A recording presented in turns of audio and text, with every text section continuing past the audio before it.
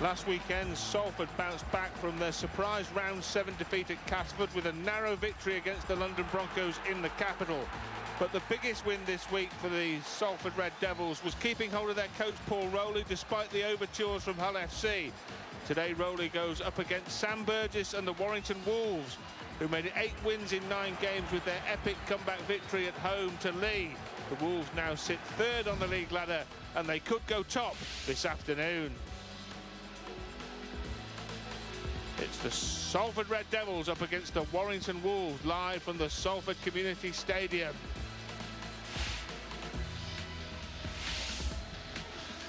But first, let's have a look at the results we've already seen so far in round 9 of the Betfred Super League. A late Johnny Lomax drop goal saved Saints on Thursday night as they edged past Huddersfield 13-12. No such problems for Casford, who eased past London 40 points to 0. Hull KR upsaved the champions with a terrific win at home 26-10, and Lee did a number on the Catalan Dragons by 30 points to 2. Today we'll watch Salford take on Warrington here in Salford, and tomorrow the round wraps up as Leeds travel to Hull FC.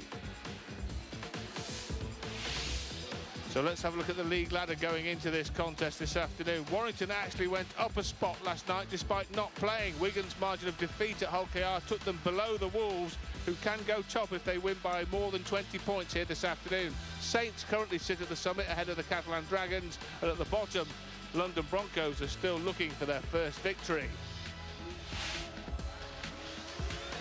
So let's have a look at the teams, and Paul Rowley selects this side for his 69th match in charge of the Red Devils.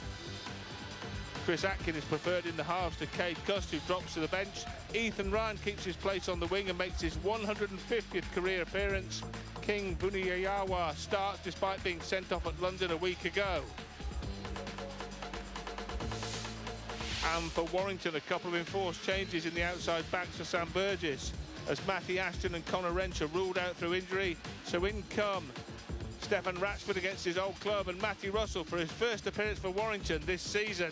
Oh, the Wolves do welcome back Ben Curry from injury at loose forward, so Geordie Crowther drops to the bench.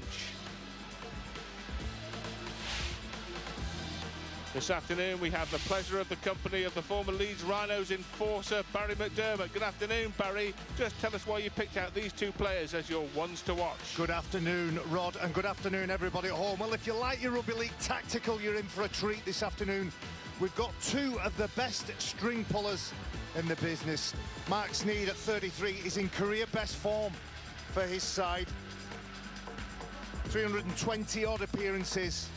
Plenty of points in the bank, over 2,300, but what he brings to this Salford side is a level of composure and control that they need. And then George Williams and his partnership that he's developing with Leon Hayes is really bearing fruit for the Warrington side. And even though it's 3rd versus 7th today, Rod, I believe that these 2 teams are a lot closer than the league table suggests. Well, it's a very congested league table, and Sam Burgess so far has made a very good start to life as a rookie coach in Super League. 8 wins so far this season in 10 matches in all competitions, and the only team to lower the Wolves' colours, the Catalan Dragons, both at home and away. So if they can avoid playing the Catalan Dragons anytime soon, that'd be great. But they do meet them again in round 12, so it's not far away. A chance for 3rd time lucky for the Wolves. But first and foremost, they've got to get the job done here at Salford. And the Red Devils themselves, with a victory, can move into the playoff places, up into the top 6. And they'll look for a repeat of what we saw when they last met the Wolves here in Salford. And that was an absolute barn burner of a game towards the back end of 2023. When Salford got home 24-20 in Golden Point extra time. That was an epic game. Sam Stone scored the try brilliantly very late on in Golden Point extra time. It was a terrific game where both sides had the lead at various times in the race for the playoff places, and in the end Warrington scraped in but went out at the first time of asking to Saints and Salford. Well, they just couldn't quite get the job done. But Paul Rowley has taken them to within a game of Old Trafford the previous season when Saints put them out, and that was a terrific game as well, when they really pushed Saints all the way in 2022. So what are you expecting this afternoon, Barry? I think if you look at the week that Salford have had, and particularly Paul Rowley with that speculation and the interest from Hull FC, it can do one of two things. It can unsettle everybody, or it can galvanise the squad. And Paul Rowley, throughout his time as a coach, has done that really, really well. He's managed to use the outside noise to fuel the fire in his squad. And I think this Salford team love being an underdog. They'll welcome being an underdog against Warrington, who weren't great last week against Lee Leopards. And I'm not taking any credit away from the Leopards. I know that the Warrington side got the win, but nobody would have been happy in a primrose and blue shirt with the way that that game went for them. And truth be told, it wasn't until the back end, until a wonderful try from Matty Nicholson, that the game went in the favour of the Warrington Wolves. It will be a good game to watch, very exciting. I think it's close. And if I'm going to put anybody's money, even your money, Rod, I think it might be a home win here for the Salford Red Devils. You won't be going near my money, don't you worry about that. But in saying what you said about the game against Lee, at full time last week, no one thought that was really a decent result for Warrington. But we look at the form now. Lee have just demolished the Cameron Dragons, so maybe it wasn't that bad after all to just squeak home at home to the Leopards. It's another win for Sam Burgess and the Wolves. 8 now, as I mentioned, in all competitions. Sitting third on the league ladder as we get underway here. And Warrington are going to have first use of the ball unless Mark Sneed has a trick play up his sleeve. Let me know, Scott. Stay on, boys!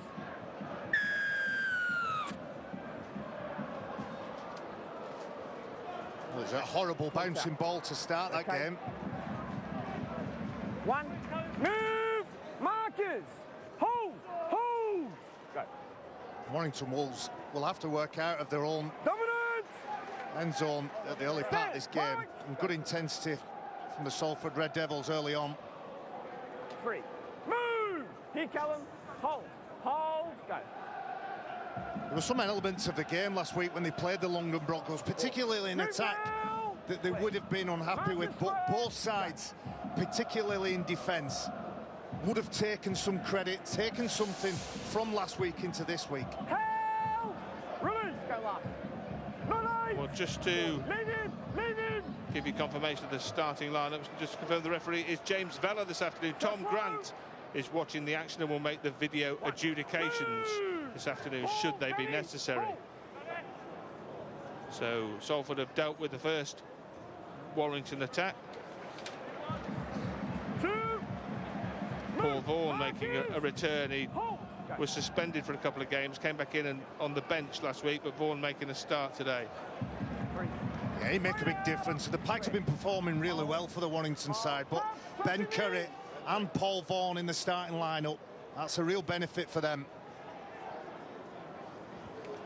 Well, new half-back partnership, therefore, for Salford this afternoon. We mentioned that Atkins got the nod ahead of Cade Cust. Mark Sneed, as ever, in situ, having a superb season, as Barry mentioned. Sneed in a second spell at Salford, having started here, then gone away to Cass and Hull, but returned like a prodigal son. Matt Duffy under that, very safe under the high ball, and a terrific start to the season. Matt Duffy scored in every away, scored a try in every away game up to press. He's the leading scorer all told for the Wolves too, with 8, but he scored 6 on the road.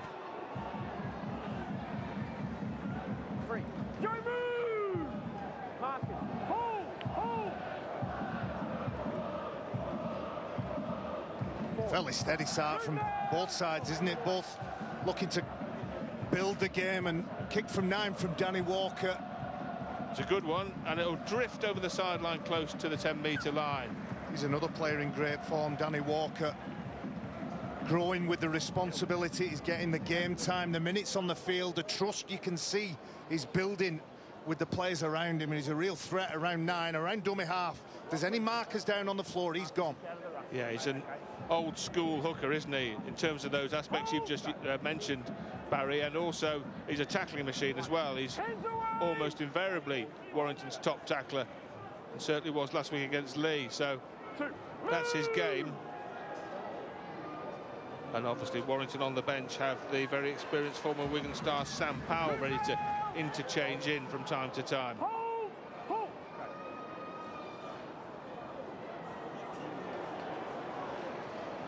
Well, there's been nothing flashy from either side early on in the piece. as you'd probably expect, to be honest. It's a very important game for both clubs, even this early on the season. After this round is completed, we'll have played a third of the Super League season, 9 matches of the 27 weekly rounds before playoff time. Here's Sneed, the cultured left boot, again aiming towards Dufty, and it's no problem at all again. You know, we are in for a treat. We've got the top 3 leaders of the Man of Steel. Mark Sneed leads it. Second place, Matt Dufty.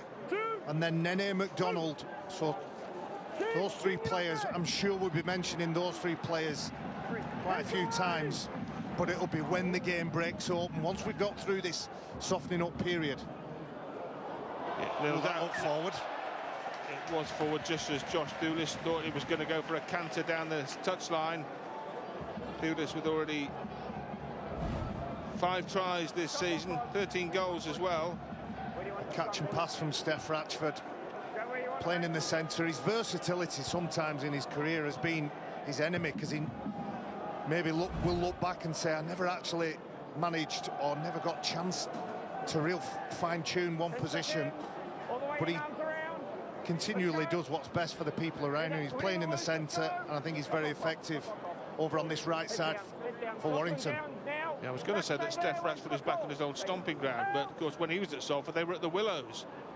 You know, it's that long ago. That's how long Steph Ratchford has been around. Speaking of the Willows, a bumped into John Wilkinson, the ex-chairman, 30+ years as chairman. He was full of confidence and expecting a great game today.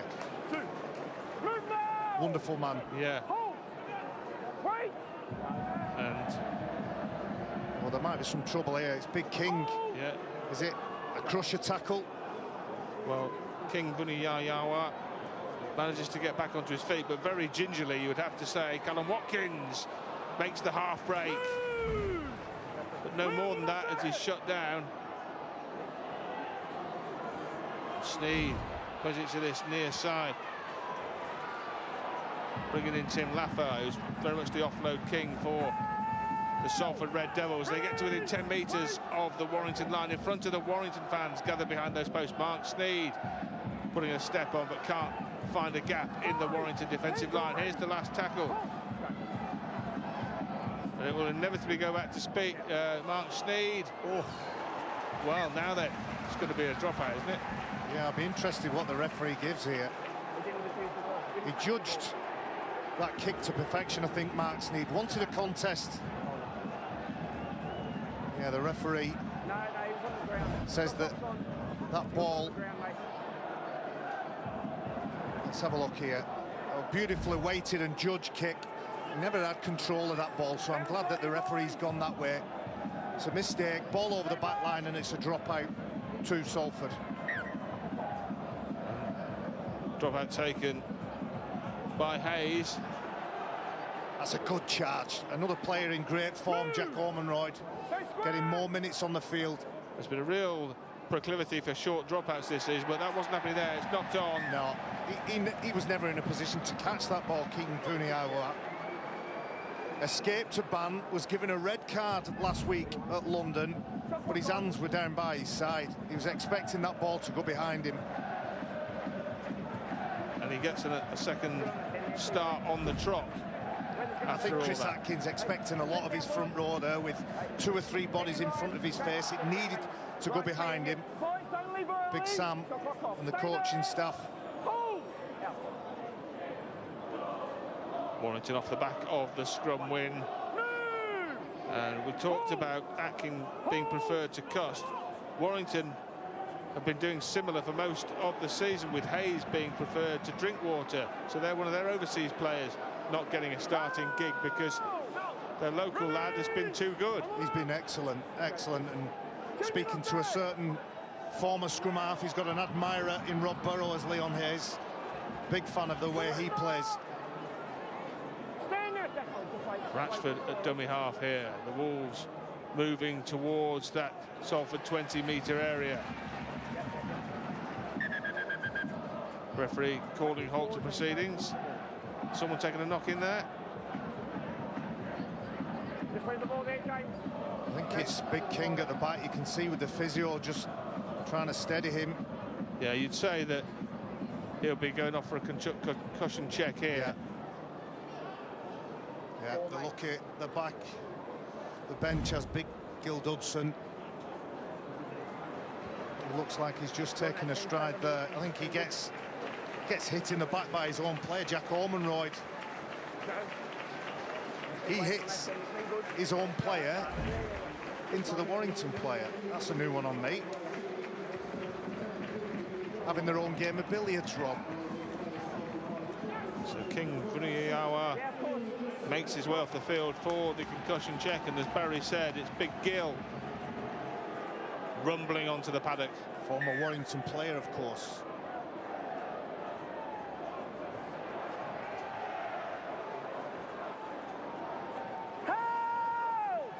Release! 50th appearance for Salford, I believe, Gil Dudson. He's been around a bit, to be fair. Hayes kicks under pressure. You're up, Denny, Denny! And it almost worked out, but was an inch or two too strong as he tried to get the kick away under a lot of pressure, and in the end it leads to a 20-metre restart and a 7-tackle set for the Red Devils.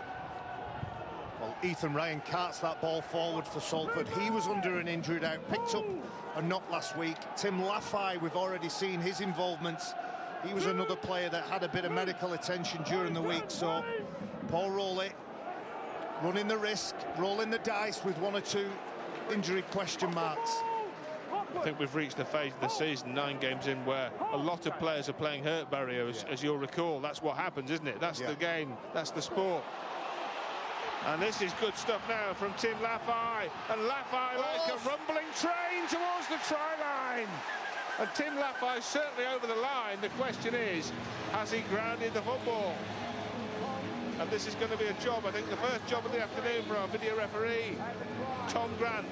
But the referee on the field, James Vella, is indicating he believes it's a try. What say you, Tom Grant?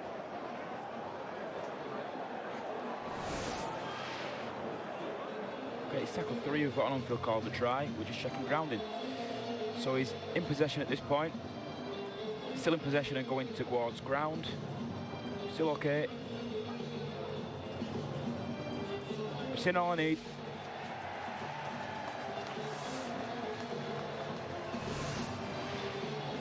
Well, it looks as though he has, and he has. And the decision is going to be a try, and Salford take the early lead. And that's what they can do. They have a cutting edge in the outside backs for sure. Well, that was a sensational try, wasn't it, from Tim Laffey? The words had just left my mouth about him being under an injury cloud. If he's injured, my word, lovely hands here.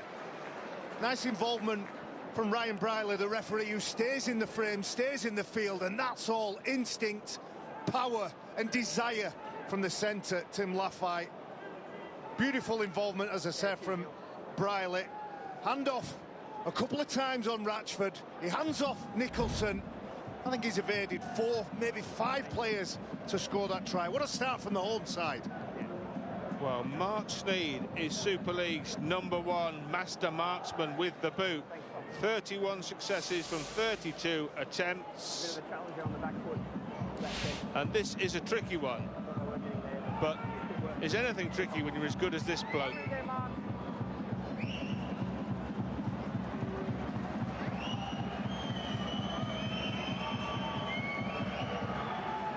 Well, he's missed it. That's a rarity.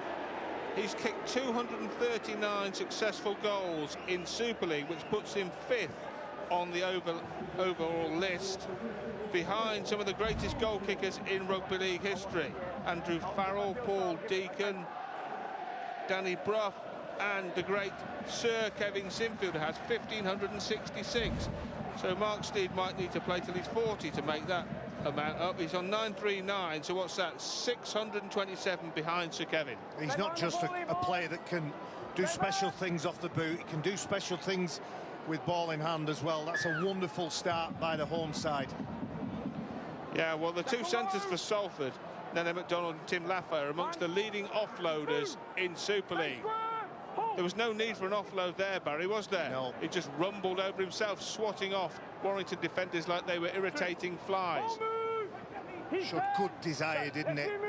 Could have succumbed to a couple of tackles there, but there's a fair bit of intensity in the carries from Salford. That's what's getting them the right side of contact, able to dictate the speed of the play of the ball, and that's the reason after 11 minutes they're on the front foot. That's beautiful. What an offload to Briley. Tremendous stuff from Salford here. Oh, well, it was still alive, and now it's not. Big shame there, wasn't it? What an offload from Callum Watkins, though. Gets through contact, able to present the ball, two-handed offload. And as Ryan Briley has done all the way through his career, just on the shoulder, he takes the gamble, doesn't he? Steps off the left, steps off the right. Could he have dabbed it forward with his foot? Could he have found a support pass? It's just excellent.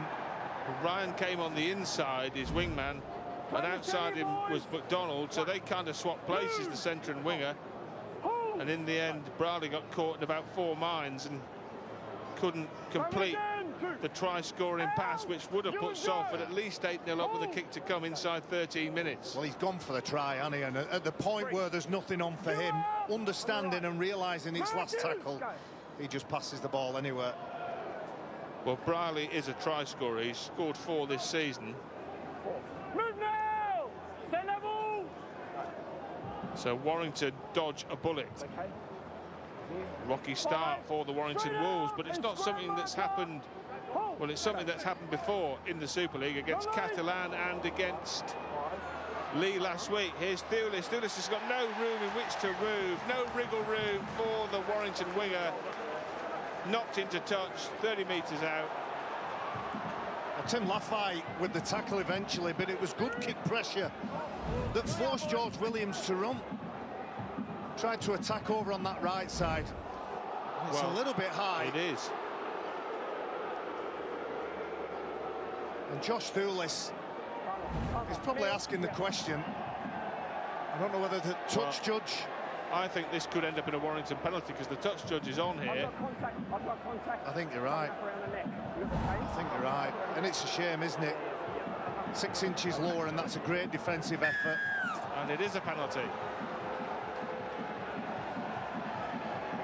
So from having the ball themselves on the 30-metre line and ready to launch again, Salford are going to find themselves on the defensive as Warrington have got the field position and the possession they want as they trail 4-0. Yeah, it's a shame. Tim Laffey just needed to bend his back a little bit there, hitting the ribs. These days, anything anywhere near the shoulder and it's penalised. Yes. And that puts them under pressure now. Walker to Hayes. Move now! Back! Hold! On the left! Mark, you're off! Walker again involved, and now Williams shifting it from right to left as Warrington look to examine down that left-hand side. No Matty Ashton in the team today. He's out injured. Matty Russell on the wing. He spent a couple of games on loan at Hull FC earlier on the season, scored a try there, but making his first Super League appearance of the season for the Wolves. Danny Walker again directing traffic. He's found Williams. Can they get the overlap on that far side, on the left-hand side? They can't. Is it another 6? Yes, it is. Great work from Ethan Ryan. Unfortunately, touches the ball. 6 more tackles for Warrington. Yeah, that was the penalty he had to pay for shutting down the attack, wasn't it? That he got his hand in there and touched the ball. But better to concede 6 more than concede a try, that's for sure. Well, they're going to consider a try here, and no question about it. That's the easiest try you'll see this round, I think. And Warrington are now level, and they'll surely be in front very shortly, inside the 15-minute mark. Well, James Harrison, hard, straight, hits the ball with intent, and goes through virtually untouched. Just shows you how costly penalties and field position are this afternoon. A Tim Laffey penalty high tackle gave the field position and possession. That's a poor effort from Gil Dudson. You'll be disappointed. A big man like that, Gil Dudson, would have had the opportunity to hit him in the ribs, clamp the ball up, but he just paused at the big man. 6'4" prop forward, strolling through. Father, of course, Carl, coached here in the 90s. And a wonderful record here, and we're always well thought of, Carl Harrison, but James now establishing himself as a real fixture in the pack at Warrington Wolves. Well, Ratchford, the goal kicker this afternoon. Thulis has done a lot of goal kicking this year when Ratchford's not been on the field.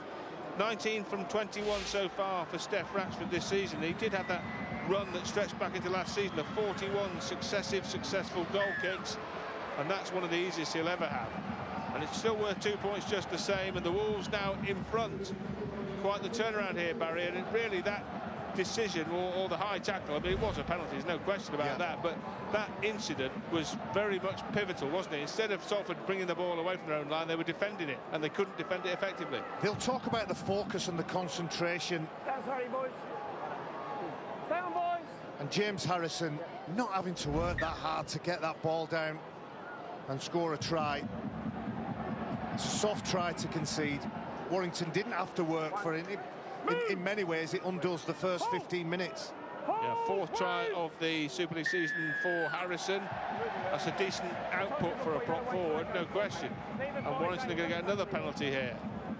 They don't get back the required distance, and James Vella penalising Salford again, and it's been an ugly couple of minutes for them. Hayes has got good distance there, taking Warrington 10 metres inside the Salford half, looking for back-to-back tries here, which would really put them in charge of this match. Move now!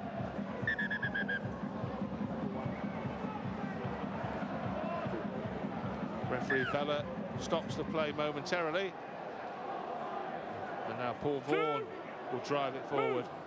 Stay square! Hold! Again, Walker's there to marshal the troops, and they'll keep coming at them here. Release! Plenty of tackles in the bank here. 3, 4. Move now! On the right.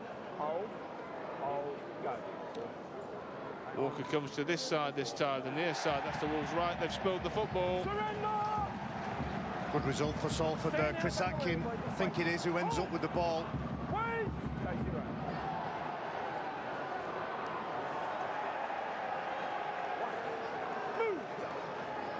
They'll just be delighted to get hold of the ball and try and work their way down the field and eradicate the last 3 or 4 minutes. It's Joe Mellor who picked up the ball in backfield for the home side. Paul Vaughan has spilt it. And that try from James Harrison, by the way, Warrington's 41st of the Super League season, which takes them to the top of the team try charts alongside Hull KR and Wigan. Salford have now got 26 after that Lafay effort in the opening stages. 5, good together, kid. Hold.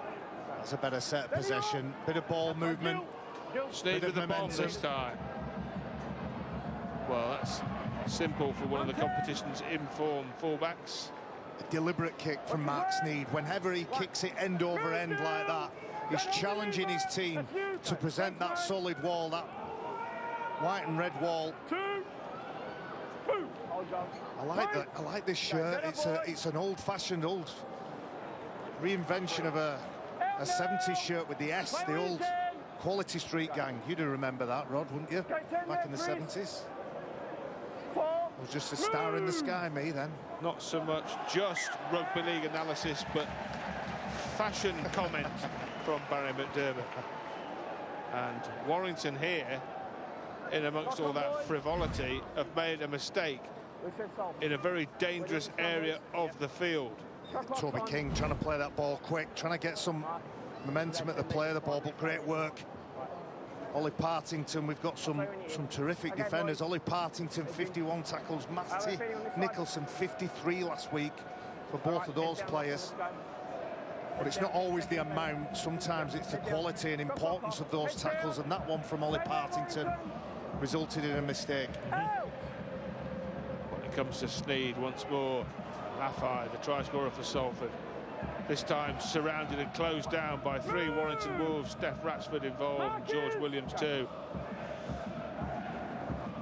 Salford now with their first real position where they can set up base camp in the Warrington 20-metre area if they can just get over that red line, because their try scoring chances before came from breaks from deep. This is... Knock on, boys. Whistle's gone for a knock-on. Another knock-on. For knock on. Ollie Partington. Seemed confused by it, didn't he? Well,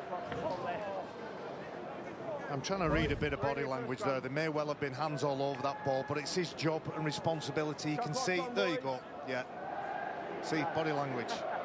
That's the reason he's confused. He's wondering why the referee hasn't seen Danny Walker rip that ball out. But you rarely get the benefit of the doubt in that situation. Most of the time they'll go knock-on referees. No coach's challenge in the Super League. So you just have to suck it up. That was Williams who tried to dance his way through, and now George Williams has been awarded a penalty, and Warrington here now are going to get themselves out of their own half. It was one of the things, sorry Rod, it was one of the things that Paul Rowley talked about last week at the London game. They'd make a mistake, they'd give a penalty away, they'd often double that up, and there'd be 2 or 3 back-to-back, and they've got to stop doing that. If they want to compete at the highest level against the top teams, if you make a mistake, you just sharpen that focus. Yeah, that match at London last week was closer, I think, than most people thought it would be. They got home in the end 12-4, and a win is a win is a win. Vaughan showing the ball and taking it forward himself in the end to within 30 metres in a very central position of the field. So Walker can go either way. Finds Hayes. Hayes shuffling his way towards the 20-metre line. Warrington knocking on the door again. George Williams just drops off a simple pass. And they'll set up again here. What a...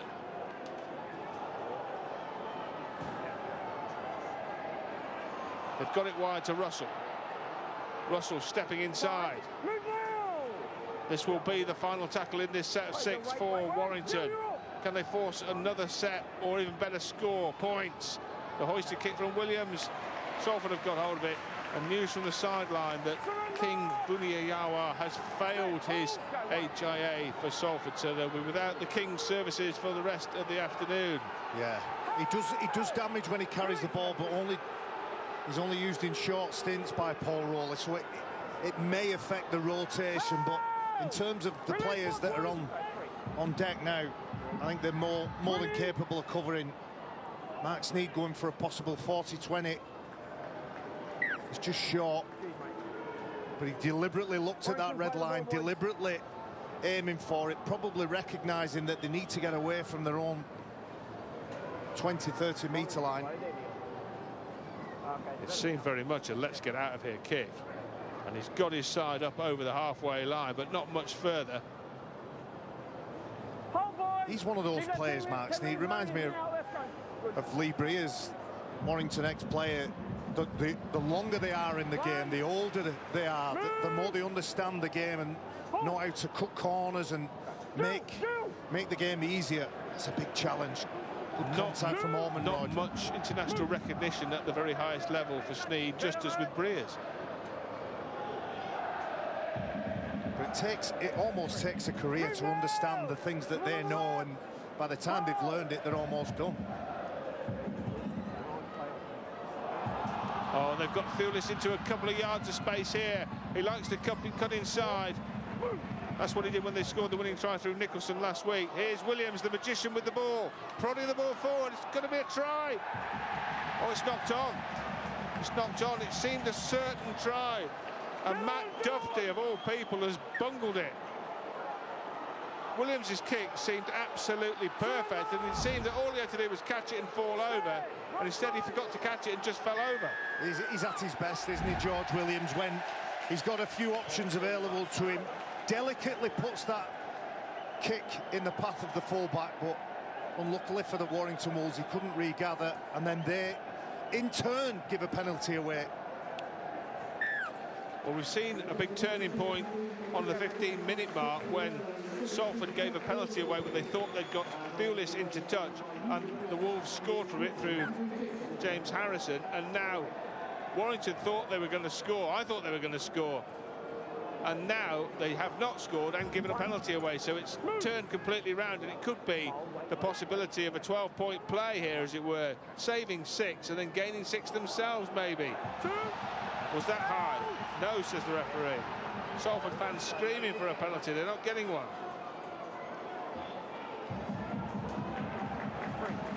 Move now! It's important for Salford they spend some time down here, not necessarily score, although they might do. Not on that play, but there's still 2 tackles left in this set.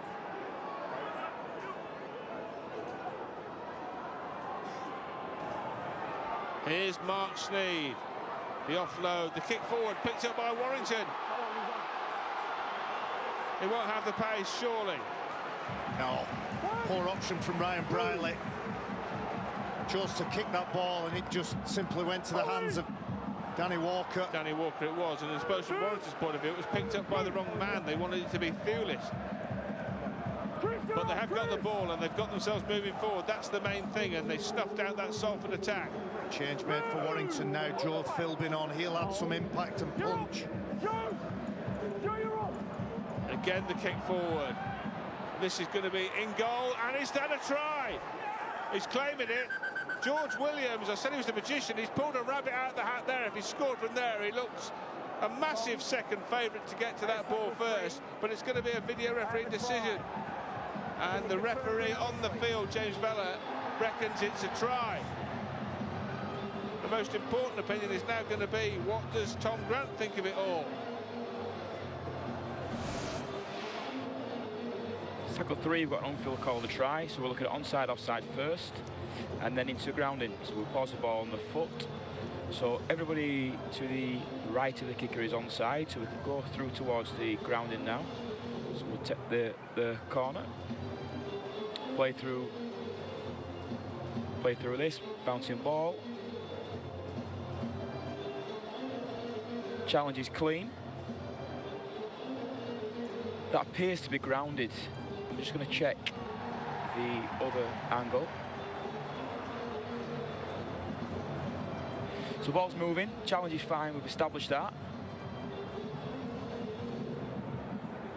And the other one that's going to give me any more on this is the first one we have, so we'll look at that on-field call to try.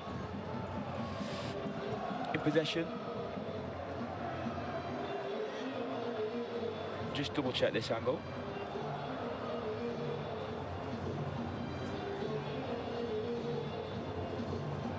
And the ball is grounded. Thank you. I've seen all I need. It's entirely possible that the on-field decision of try from James Vella was key in that verdict, because Tom Grant, the video referee, is going to agree with the on-field official and say that's a try to Warrington. It's a moment of magic from George Williams. It's a moment Ryan Brierley will want to forget. It's about urgency, that try, isn't it? Ryan Brierley, who, let's not forget, put a nothing kick in that Danny Walker picked up to get that set of possession. Thanks, Neil. Needed to show more urgency, needed to understand that George Williams was breathing down his neck. A kick and chase, he kicked one, didn't he, for the fullback Mike Duffy a couple of minutes ago. He couldn't have known that Williams was behind him. You question the communication from those backfield players not to let him know. Do you think, Barry, in the modern game, with all the data about repeat sets, there's always this desperation to avoid a repeat set? Back, yes. you know, back many years ago, they'd have just booted it over the stand and lined up for a dropout. You're right, and there's some criticism, isn't there? Either have a go at it or let it roll out, but on that occasion, that risk and that gamble, he's paid the ultimate price. Stefan Ratchford has the sideline conversion to stretch the Warrington advantage. They're 10-4 up pending this kick from the former Salford hero.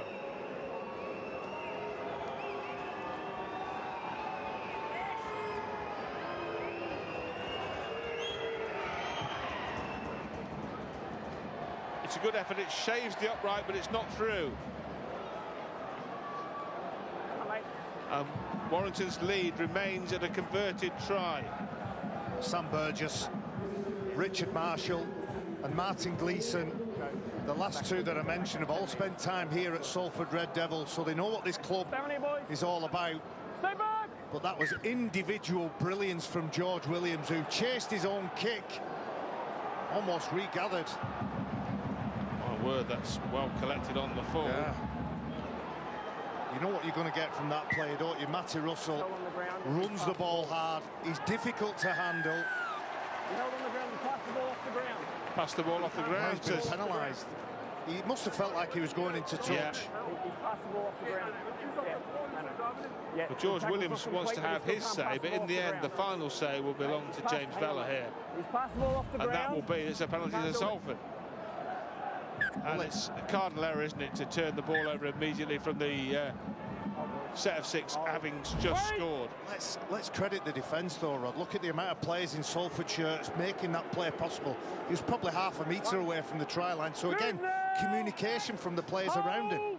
Gil Dudson literally crawling his way forward. Sneed. Salford here knocking on the door, looking for an equalising score.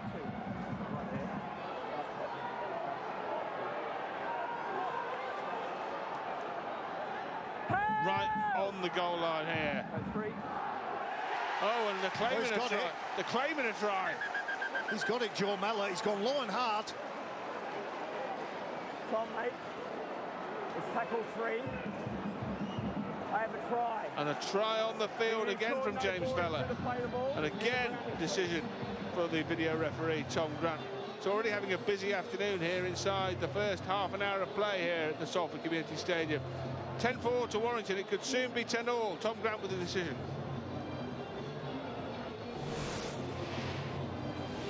Because it's tackle 3, we've got an on-field call of a try. We're going to check if there's any contact and if there's any disadvantage from potential contact with the man that plays the ball. So this is the angle that is best for that.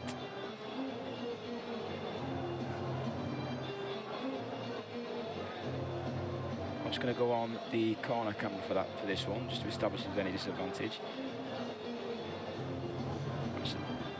Nobody's disadvantaged from this contact, so we're just into the ground and we'll stay on this angle. Does that ball get to the line there? So we'll wind this one back. Appears to be grounded there, and then we'll follow through on this just to make sure. Right, that ball is up, so it's not grounded at this point. But if we roll this one down,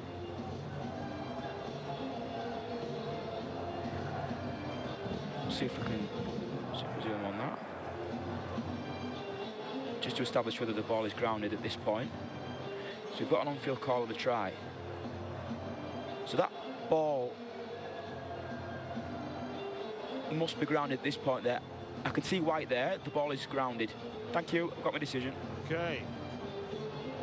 And this therefore looks as though Salford are going to be back within 2 and shortly level, because this is going to be Salford's second try of the afternoon. Confirmed.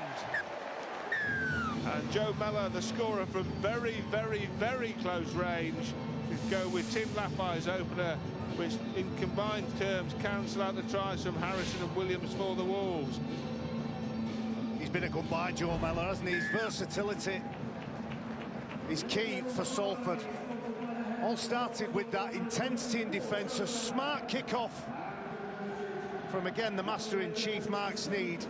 Good defence, a forced error, and from that possession, it looked like it was going nowhere, but Joe Mellor was always scheming, always thinking, as soon as I've half a gap, I'm going low and hard, and I'm going to have a crack. And a 99th career try for Joe Mellor. Been a good buy from Lee, hasn't it? Paul Rowley again, looking at how many different variations he can use within his squad, and at the moment he's being utilised at 9. He can play 6 or 7. And he's a brilliant addition in 2024 for Salford. Yeah, he's playing a bit of hooker now, with Amir Buru being sidelined at the moment for the Red Devils. But as Barry said, very versatile. He can quite happily play in the halves or even at full back. His time at Lee and Widnes, and was part of the Toronto experiment as well, wasn't he? As of course was his boss, Mr. Rowley. I think he started at Warrington. He's definitely a Warrington lad. That'd be a special try for him against his home-time team. Sneed again seeing a massive amount of the ball, as you'd expect. And Dufty now with some running room here and can make yardage before the contact comes. One, straight out. It's an interesting tactic, kicking to Dufty, because we know what he could do with the kick returns. I think the theory is you get the first one out of the way, present a solid line to him. I won't say it's been an exhausting in terms of energy levels 30 minutes, but there's a fair few players in Primrose and Blue walking back. Move.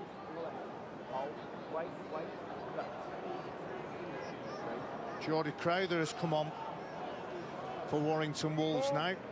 Square now. Keep working on the left here. Started last week, but moved down to the bench to accommodate the return from injury of Ben Curry at loose forward. It's interesting, that last play. They used Matt Dufty in the last play so that they've got everybody else ready to chase, and Matt Dufty as fullback doesn't have to go anywhere. Hayes' high bomb is collected by Brierley. Stay. Oh, just wait, guys, wait. Go one. He's been involved in a lot of the key plays, Ryan Brierley. He's involved in that line break when he didn't finish it off. Then he put a poor kick in which sparked a Warrington attack, and then he had his pocket picked by George Williams for the second Warrington try. It's a good carry from Salford. This is where they're at the most dangerous. Nenny McDonald is playing it. When you think you've got them penned, they're very likely to shift the ball and put it through 4 or 5 pairs of hands to find a gap out wide. Laffey's a difficult man to pin down, and he was the next man to carry the ball. And there's a knock on here, though, spotted by referee James Vella. And Warrington are delighted with that. Partington again making another mistake. He's slightly off this afternoon, uncharacteristic for him. It's a good tackle, isn't it? Leon Hayes underneath the ball. Yeah, and it was finished off by Fitzgibbon.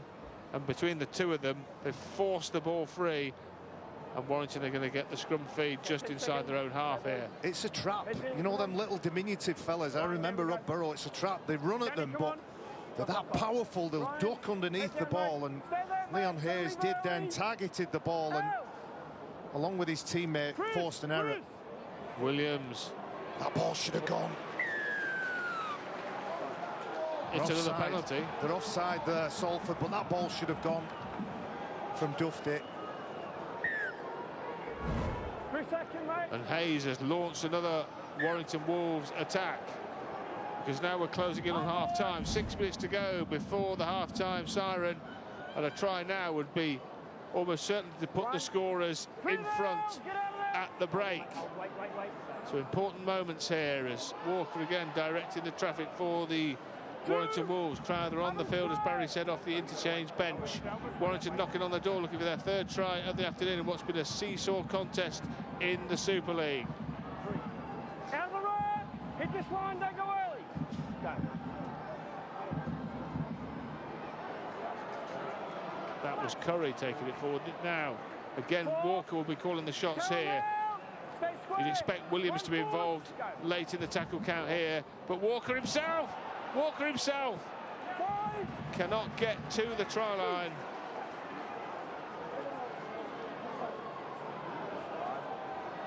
And again, it is Williams prodding a kick forward, this time maybe a little too long. Who did that touch?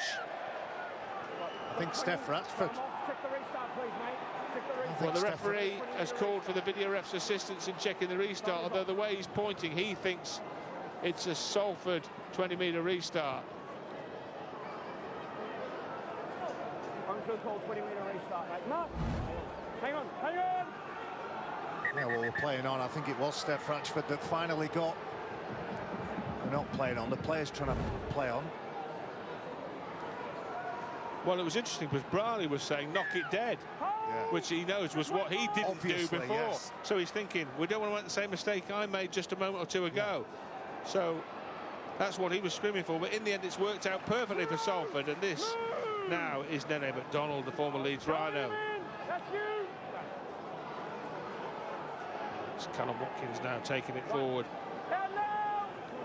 Callum Watkins made his debut for the Leeds Rhinos in 2008, Barry, April 2008 against the Celtic Crusaders in the Cup, alongside the likes of JP, Senior, Carly Luluai, Sinfield, Maguire and Burrow, but not Barry McDermott. He's not that old, is he, Barry? Long gone. What a player he's been. Carly's ball is knocked on. Yeah, he makes a mistake there, doesn't he? Dion Cross knocks on, yeah, Dion Cross unable to collect that ball and shakes his head. The pass a little bit behind him. I talked about the the no-fear attitude of Salford to pass the way sometimes out of trouble in an effort to try and find some space. But yeah, just going back to Callum Watkins, what a player he's been. He's playing his trade in the back row now, and he's as tough as anybody that was there straight from the beginning of the career, but he's still got that agility, that footwork, and the smarts that he had when he was a back. Tremendous longevity, which is incredible in this sport. You know, Ratchford, similarly, it's amazing how long these great players can play for. Good professional, Callum, as well, and had his knee injuries, had a couple of years where he was playing less than 100% fit. Williams to Ratchford, the aforementioned, is wrapped up, no space for him to work in there whatsoever. Again, it's Walker. Again, it's George Williams. It's Warrington. Oh, that's gone loose, hasn't it? Is it Callum Watkins, is it? Yeah, Jordan Crowder catches that ball and immediately he's enveloped. Watkins and Chris Atkin were involved in the tackle. It's just got a little bit sloppy the last couple of minutes. I don't know whether both sides looking at the clock, looking towards the sideline. Nice low tackle from Chris Atkin, finished off by Callum Watkins.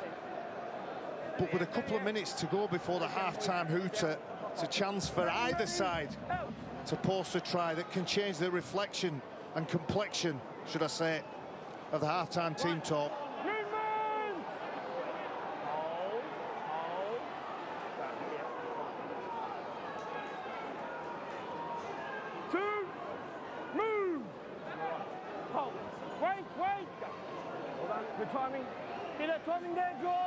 Well, the clock ticking down now towards half-time, and both sides fully aware of that.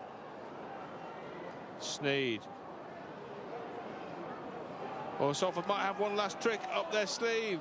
Donald gets it wide to Ethan Ryan, and Ryan comes inside to a welcoming committee and is knocked down 10 metres inside the Warrington half of the field. Atkin offloads.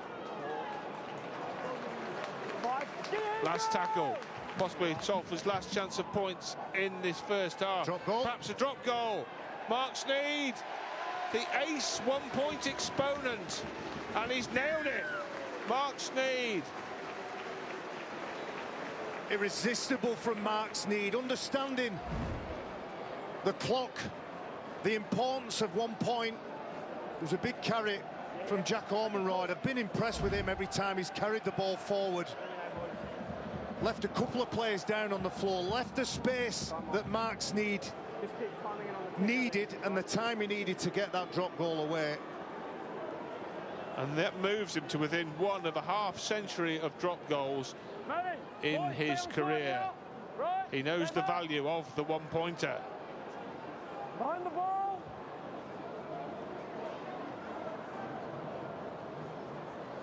And at this stage, where there was not a lot on, one becomes of huge value. And in the end, at the final analysis, that one might be the match winner. Love a drop goal, Rod. Love an odd number in a game, because it just forces everybody to think slightly differently. There's a knock there, is it Philbin, whilst attempting to make a tackle. Yeah, he doesn't look in a good way, Joe Philbin.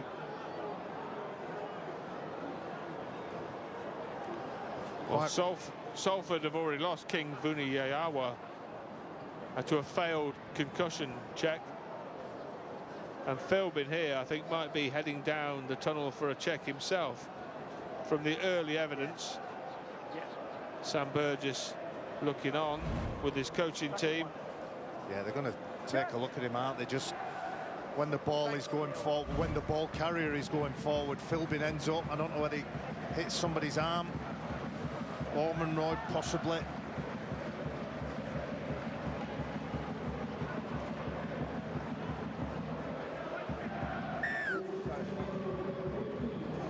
Well, now it's safety first, you'd think, from Salford here. Just run out a set of six and get down the tunnel. You'd think that, but this is Salford Red Devils, Rod.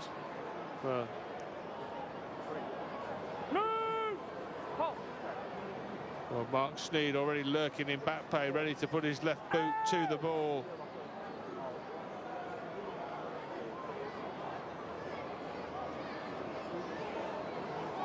They've got some breathing space. Sneed telling his teammates where he wants them. It's going to go back to Sneed, and Sneed now is going to launch the left-footed kick just to get them into Warrington territory and close out this first half. The siren goes, Fearless in possession. There's no space to move, there's no time to move. The tackle comes in and the first half ends. It's been an entertaining first half. It's been a very closely contested first half. Both teams have had the lead at one point or another, but that man there, Mark Sneed, the drop goal has put his side in front, and that man knows it too. Sam Burgess knows he'll need a team talk to get his team back from a deficit in this second half. He's used to doing it. He's had to do it a couple of times this season already, notably last week against the Lee Leopards. Can he do it again, Sam Burgess? Can he inspire a comeback in the second half? We'll be back for the second half, and firstly for first half analysis in a couple of minutes as Salford lead Warrington 11 points to 10.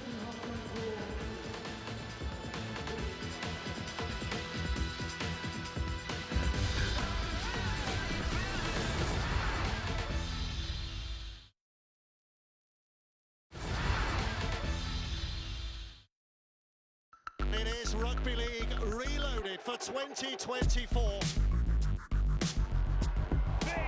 Goes in there. This is getting fiery now. Making it all look magic. This is more than just a game. He's prolific this year. Oh, what a challenge that was. Sensational try. They go for glory and they win the game. It has been marvellous and memorable.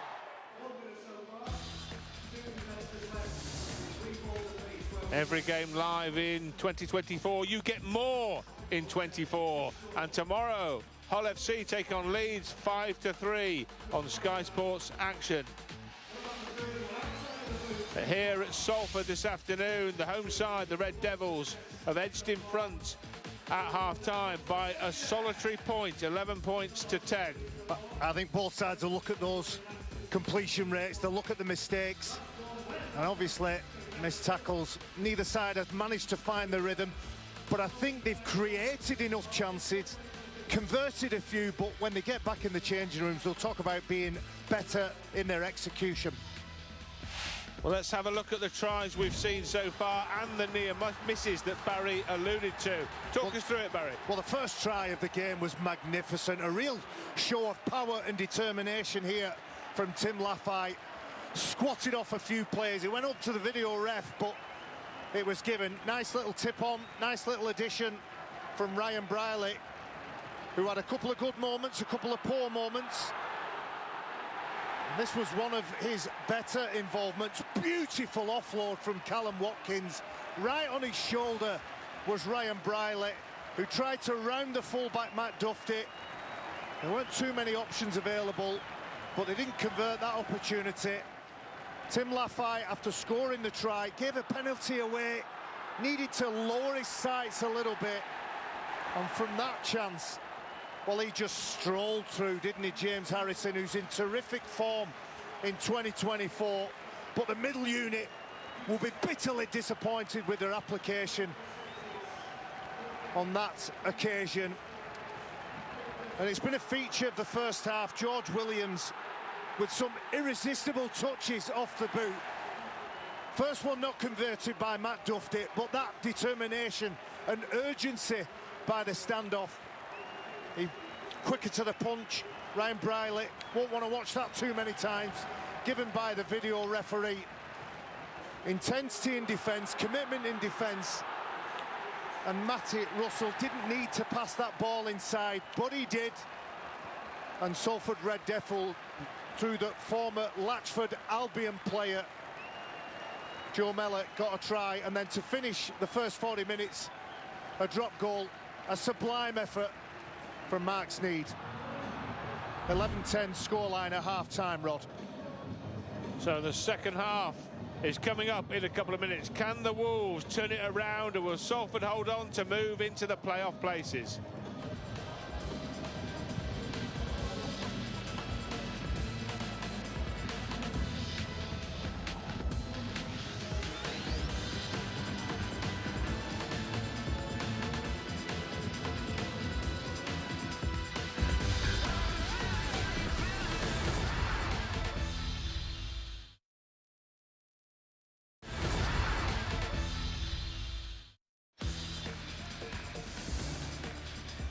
Welcome back to Salford Warrington from the Super League. But first, a look ahead to the Premier League football coming up live on Sky Sports. Saturday night football tonight. Everton host Brentford as they look to back up their big win in the Merseyside derby.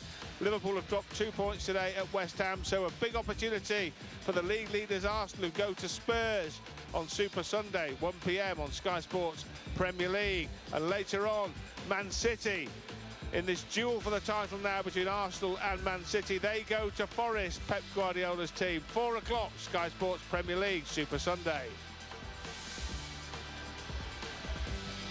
And Sunday is a big day for Rugby League, also on Sky Sports. In the NRL Down Under, an early start, 7:05 a.m. as the Raiders go up against the Sharks. And then in the afternoon at 5 to 3, back in the Super League, Hull FC versus the Leeds Rhinos.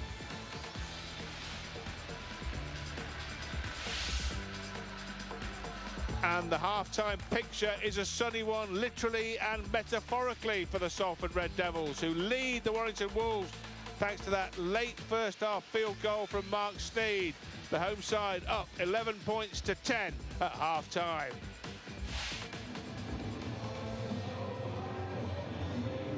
Well, in the Super League last year, where they last met on this ground, these two teams, it was an epic that went into Golden Point extra time, and you wouldn't say it's the longest of long shots to go into overtime again, would you, Barry McDermott? No, absolutely not. I think both sides probably chucked out a similar performance, bit scrappy, a couple of mistakes. When they did impose themselves, then they came away with points. I'm going to repeat what I said at the start of the game. The two most important players for me are Mark Sneed and George Williams. They've got the intellectual property on this match. They can decide what's happening, when it's happening, and who it's happening to. But special mention for Joe Mellor. Got a try in that first half, but according to our stats, 28 tackles so far. So backing up from his 80 minutes at the hooking role last week, he's done 40 and done a huge amount of work in defence and got a try. Well, in that match I mentioned that went to Golden Point extra time, Salford in the end got home thanks to a brilliant Sam Stone try, 24-20. And if they can repeat that feat, they will move into 6th spot into the playoff places. Warrington are currently 3rd. They can go top, but they need to win by more than 20 points. That doesn't look likely at the moment. And in fact, the last time Salford lost at home by that kind of margin was when they got beat in April 2022 by the Catalan Dragons, where they lost 36 points to 10. So at home, they're a strong outfit, Salford. They've won 3 of their 4 games here this season. Only Wigan have beaten them here. They've beaten Cass, Hull KR and Lee, and they're aiming to add Warrington to that list of victims. And I guess if Warrington are going to win this game, they're going to have to be better at the back end of sets. They've been good at the spectacular. They've tried the spectacular a number of times, but it's the solid part of the game they need to focus on. Martin Gleeson, who heavily influences the attack of the club, will be talking about doing the basics and the fundamentals better than their opponents. Be better at the back end of sets, focus on your kick, focus on your kick chase, and grind Salford down a little bit. Well, they've been in a hole before this season. They were in a hole at home to Catalans and couldn't quite dig themselves out of it. And they were in a hole 7 days ago at home to the Lee Leopards. And they did find an escape route very late on with a brilliant Matty Nicholson try. So they can do it, but you don't want to keep going back to that particular well, do you, Barry, no. From behind? You'll come up dry sooner or later. No, and Warrington under Sam Burgess have had a desire and an attitude in defence that is different to the last couple of years, but coaches often talk about defending your way to victory, but there's two sides of the ball, there's two parts to rugby league. And they've got the rewards from, I think, good defence, although there may well have been a mistake there from Matty Russell. Ready on the scrum, boys. Clock on. Just 37, 38 minutes on the clock, and a shake of the head from Lachlan Fitzgibbon. Their opportunity to get possession back. It's a loose offload, and I think there's a knock on there from Matty Russell, who just can't regather that ball. First appearance this year for the Warrington Wolves, but had played a couple of times for the Hull side on loan earlier on in the campaign. Scored a try against Catalans. So Salford will be relieved to get the ball back here. It seemed as though they were going to be under siege. That's Callum Watkins moving forward. And now Chris Atkin has the ball in his hands. Preferred to Cade Cust in the starting 13 by Paul Rowley. Looking to put himself in credit in terms of his coaching record. It's won 34, lost 34 so far for Salford as coach, Paul Rowley, so he can get into 50 plus on the win ratio if he can win here today. And they're on course at 11-10. What do you think Paul Rowley will be looking to do in the second half tactically, Barry? Well, give the reins to that man. Mark Sneed's been able to control nearly every game for Salford this season. And Paul Rowley's sides throw the ball about. They back their own ability, they back the skill. The completions are high from a team that does like to throw the ball around, so just sharpen up on that skill. I think they'll be bitterly disappointed with the James Harrison try. For a player to just stroll through the play the ball and that tightrope, that'll be disappointing for him. So tighten up round the play the ball and be better and better execution in attack. Well, they have a very slender lead, the slenderest of leads, but it is a lead, and that allows Mark Sneed to manage the game as he wants. And we'll see how he does it. We usually get a masterclass from Sneed in that regard. Warrington have the ball 30 metres out. They want to get this deficit eradicated sooner rather than later. There goes Walker again. There's the little chip kick from George Williams towards the sideline. No problems. That's going to be a tackle in the air. That's going to be a penalty, which just releases the pressure valve completely. Yeah, and a miscommunication from our gantry point here. Leon Hayes was pointing for the ball just maybe 10 or 15 metres away from that channel that George Williams kicks it in. You can just see him in the screen as the ball is caught by Ryan Briley. It would have been a bit more of an attacking kick, but just a bit of a brain dump there from Josh Thulis, who hasn't had too much to do in that first half. Yeah, that was a mistake, and it's cost them probably 20-25 metres up that left-hand flank for Salford, and it releases all the pressure. It gives Salford breathing space in which to play out this next set of tackles. And Mark Sneed with just the space he needs. It was the completions that stuck out to me at half-time. Both of them around about 70%. When Salford are playing well, Paul Rowley's side are up 80 plus and challenging with offloads and passes. Warrington under Sam Burgess have only lost 2 matches, both of them to the Catalan Dragons, but they're under severe threat here. And it's been a weekend in the Super League where the big guns have found it very difficult. Wigan losing to Hull KR, Saints scrambling home, that's a penalty, and Catalans losing at Lee. And now this could be a 2-point opportunity for Mark Sneed. It's good work from Joe Mellor, just a little bit scruffy around the play of the ball. We talked about Joe Philbin, who took a bang past his head injury assessment. Joe Mellor out probing and forces a penalty. Well, Sneed turns down the offer of a 2-point opportunity, not too interested in going from 1 to 3 ahead. Still doesn't make all that much difference at this stage of the match. That's the maths of it all, and Sneed looking for more than just 2, wanting 4, possibly 6 here for Salford. Atkins dropping the ball off. Sneed again. What's he got in the box of tricks this time? A little inside pass. And Warrington now can ill afford to concede again and go 7 behind. Sneed to Watkins. Watkins, can he get his arm free to offload? He can't. Hit the line! Hit the line! 6 again! Hayes in there with a valuable tackle. 6 again. The tackle count restarts. So Sneed, who was shaping, I think, possibly to kick from there, didn't need to take that option, because now they can run a sequence of set plays. Again, the ball is in the hands of Mark Sneed. Bradley now joining in, and that's Laffey. Laffey's already scored once with a display of real strength, pace and power, but this time he can't find a way through the hole. The ball's been knocked on. James Vella on the spot. Rules Salford have knocked the ball on. Well, I think it's an incorrect play of the ball. Referee's very hot on that. Tim Laffey 10 by 10. Probably having a conversation he doesn't want to have. He can shake his head all he wants, but everybody knows you've got to put your foot on the ball, and a real let-off for Warrington. Either way, Warrington are going to get the ball back, aren't they? Yeah.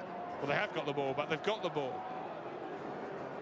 2, move. And there was a time there during that passage of play and the pressure that was mounting with a penalty and then a set restart that Warrington looked like the dam could burst.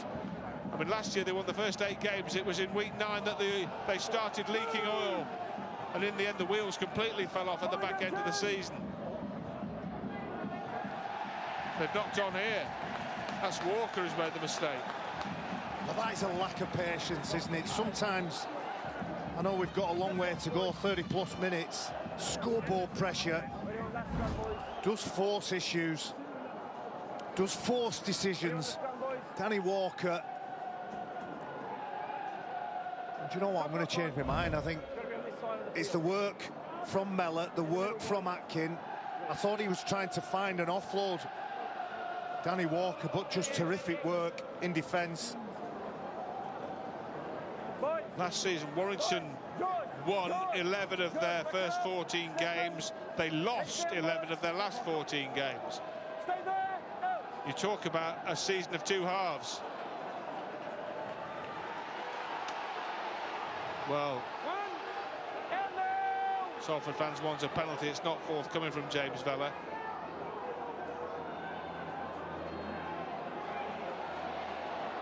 It's the same again, isn't it? What we had 7, nearly 8 minutes. Neither side settled down really yet. He has played well, Jack Ormonroyd. He's big lump, hard to handle when he carries forward. This is Mellor. That's Atkin. There was a half an overlap opportunity. Ethan Ryan is wondering why the ball didn't come his way. If it had, he felt he had a walk in, or at least a gallop into the try line.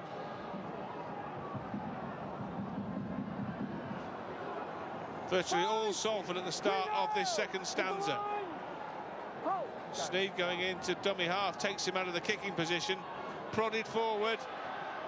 That's gone loose, still loose. Gathered by Warrington, but was it knocked on? It was. Yes. Great work, because Mark Sneed, as you mentioned, Rod, would usually take that kick.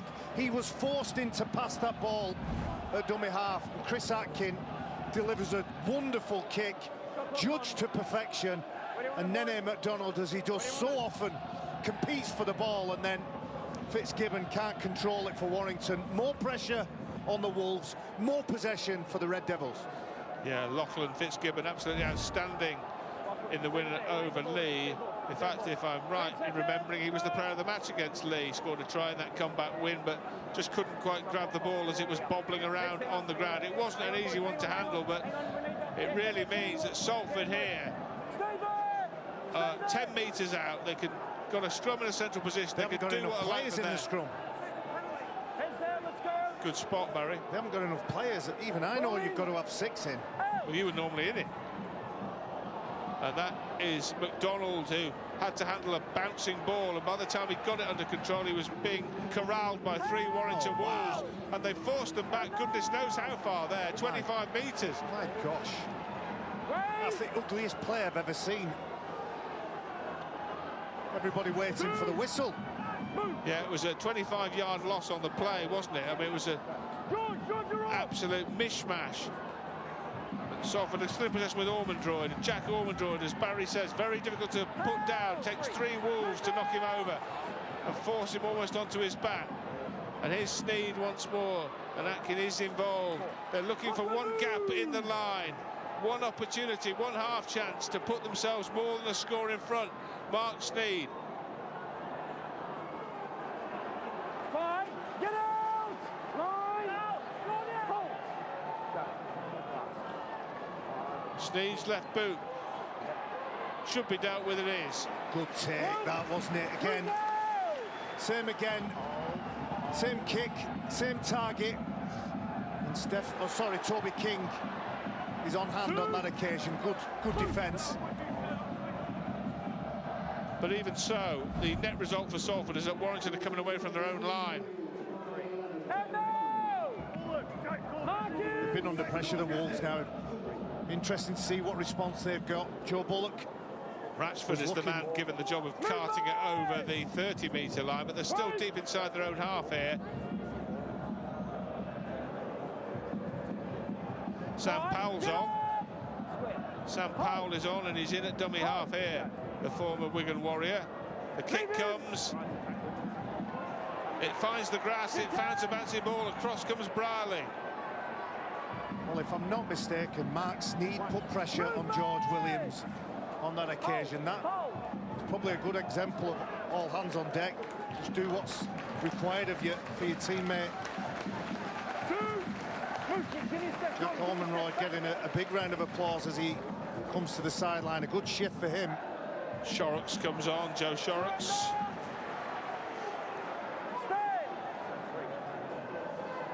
As I mentioned, Sam Burgess shuffling the pack. Sam Powell coming on. Man of vast experience. There's another mistake. Another mistake at the play of the ball from Tim Lafayette. They're unforgivable mistakes then. Big opportunity for Warrington Wolves, but a gift for the away team. He's an exceptional player, Tim Lafayette, but that's twice now. You can see what he's trying to do. His job is simple: run hard and play your ball quick and create momentum in those early tackles, but you've got to play it properly. Fitzgibbon plays the ball and Powell gets them moving. Key man off the interchange bets this season, Sam Powell. Williams involved again. When you've got a magician like George Williams, you're always in a game if you're only one score behind. Williams again involved and Powell involved again. I think we'll see these two players have the ball a lot. That's a penalty. Now Mark Sneed turned 2 down, and here... I think you'd take 2, wouldn't you? Yeah. Would you ever? I mean, you'd rather be one in front than one behind, wouldn't you? The finger is pointed at the post from Sam Powell, and he'll call Rashford forward and say, put us in front, Steph. And that's a mark of respect. I really think they've been tested and challenged here. Said before the game, 3rd versus 7th isn't a true reflection of how close these two sides are. Coach is getting messages down to the sideline. Sam Burgess will understand that 30 minutes of that second half have belonged to Salford Red Devils. Well, I mentioned Sneed, and Paul Rowley no doubt had an input, calculated that going from 1 to 3 ahead didn't make a lot of difference on the maths and the probabilities, but what it would have done was taken out a penalty goal from Warrington, clean out the equation. Salford could defend knowing that Warrington couldn't kick a penalty. I agree. I agree, Red. As long as this is a rugby question, not a maths question, no, I agree. Well, pay attention, I'll be asking questions later. Not on maths, please. And you will have to show your workings, Barry. OK, well, he's still got to kick it. He's still got to kick it. Barry, based on what he's just written down the back of an envelope, will give you the percentage chance of him kicking this. Do you think he'll kick it? Yes. Right, well, Barry has spoken. Now Rashford has just got to deliver the outcome. It's not a certainty by any manner of means. He's, I don't know, maybe he's 15 to 20 metres to the side of the upright, and he's about 20 metres out, but on the angle a little further, of course. Stefan Rashford, a man who kicked 41 on the trot at one point in his career. He's kicked that one, and the Warrington fans lap it up behind the post, and Stefan Rashford has put Warrington back in front by the narrowest of margins. Warrington leads Salford 12-11 as the clock ticks round to 55 minutes at the Salford Community Stadium. I'll tell you what, Rod, they'll be happy with that because they haven't been anywhere near those opening 14-15 minutes. We'll wait and see whether it's a full stop, end of paragraph, beginning of a new chapter in Warrington's favour. Oh, my word. Well, there you go. That's the first sentence written. Well, it just shows you, even the best players can make mistakes. When you think back to when James Harrison scored that try and the kick after, when Matty Russell was almost forced into touch. Yeah. That was the involvement there, but yeah, there's too much weight on that. Well, is this the tide-turning couple of minutes in this Super League contest? Salford led 11-10. Warrington go in front 12-11, and from the restart, Mark Sneed kicks it out on the full and invites Warrington back onto the attack. Can they go bang bang and go in front by more than a converted try themselves? They haven't had an attack worthy of the name in this half. Joe Bullock driving the ball forward. Sam Powell's involved. Hayes, well, he's been enveloped. It was a bit of a hospital pass to the young half-back, to be fair. And he had nowhere to go, had to take the tackle. It is... Oh, wow. The third tackle, I think. Oh, he's hurt. Now that is a problem. Yeah. I knew straight away players that made the tackle got up. And unfortunately, I think this is a bad one for Leon Hayes. Yes, I think you're right, Barry, judging by these signals coming from the Warrington physios. What a shame. Awful shame, yeah. Well, at this point, we hope for his safety he's okay. Well, Warrington this week were fielding inquiries for their overseas halfback Josh Drinkwater to go on loan to other Super League clubs. And Carl Fitzpatrick, the CEO, turned them down, saying it wasn't a route they wanted to go down at the moment because they were preferring Hayes to Drinkwater, but they wanted him still on board just in case. This is going to be the just in case for weeks ahead, you would think, Barry. I mean, we can't judge right now, but it didn't look nice and it didn't look a good situation for the young halfback. No, this is a very disappointing sight here. The Warrington players getting round each other, that they'll be aware that Leon Hayes is in big trouble here. We'll have to have a look at the tackle again to see whether there's anything in it. Well, Sam Burgess in a hurry down to the sidelines. I watched him with his head in his hands. He must have got the information up from the sideline that it was a bad one for Leon Hayes.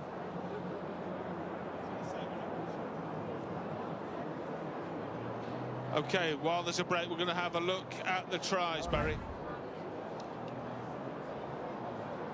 Yeah, well, as we said, Tim Laffey and the Salford Red Devils began the game in powerful, determined fashion. They got over for the first try, and there was a response 15-20 minutes later from James Harrison, who strolled through the middle unit of Salford Red Devils. And I love this kick. I love the urgency. I don't love what Ryan Brierley's done, trying to wish the ball over that backfield. And then Joe Mellor, he gets the last try of the first half, 11-10 at half-time. And as you said, the opportunity for Steph Ratchford to take two more puts Warrington in front, Rod. But it's just taken the shine off this game. You feel everybody's bitterly disappointed for the young halfback, but without a doubt, what we do really well in our game is respectfully, it doesn't really matter until Leon Hayes is sorted. All concerns will be for the young halfback, and that's the reason Sam Burgess and the coaching staff are on the sideline now, just making sure everything's okay for the young man. Yeah, it looks a really nasty ankle injury, that, for Leon Hayes. And Sam Burgess, a picture of concern down on the sideline talking to Martin Gleeson. Well, first and foremost, he's got to reshuffle things here and complete this game, the last 24 minutes, and go on to try and win the game. But in the broader picture, he's got the health and welfare of a young halfback to think about, and what he's going to do in weeks ahead. So the questions are multiple for the Warrington coach. Yeah. And it's also what effect it has on the players that are still on the field, the Warrington players. When you get a young man coming through the system, when you get a young man who's had an opportunity and he's doing well, it lifts the whole squad. It lifts the fans, it lifts changing rooms, lifts training, and they'll be bitterly disappointed for him. It's an easy swap. He's just going to put Danny Walker back at 9 and play Sam Powell at 7, who's done it a number of times during his Wigan career. Yeah. That's the easy fix. And the crowd at the back of the sticks, the Warrington fans giving him a really big, hopefully morale boosting message that he's loved, and hopefully he's not off for too long. Well, there you go. That's rugby league play for you, that, Rod. In massive pain, took a big injury, a big knock, but takes the time to appreciate the fans. Yeah, the beauty and the brutality of rugby league emphasised in one picture.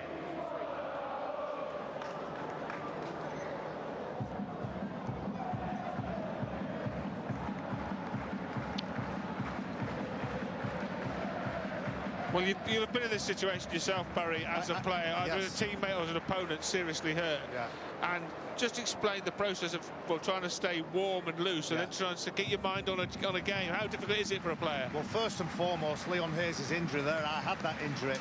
If I'm not mistaken, there may well be damage to the ankle, to the bone, to the bottom end of the leg. I've had that injury, but from a player left on the field's perspective, you'd probably get round everybody and say, listen, if he is out for a while, let's not make sure that this last game of his is a loss. We'll send him out with a win. Right, it's Warrington's ball when we restart, just outside the Salford 10-metre line, but Salford themselves have got to make sure they're switched on straight away in D here as they look to hold on. They're already a point adrift. Level with me. Good. Okay. Go, three. Play on. Well, Walker back on the paddock. Warrington to within 5 metres of the line. Powell, as Barry says, will slip into the half-back position with Williams outside him. That is Powell, that is Williams. And George Williams made half a break but couldn't do any more than that. Stay square. Hold. Go. Last. Williams plays the ball. Walker, kick through.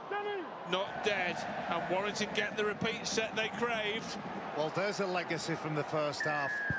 Danny Walker. Ollie Partington with all the time in the world. Hang on, Barry. I think the referee has indicated here this is going to be a penalty to Salford. It's Danny Walker offside, I think he said. Yeah.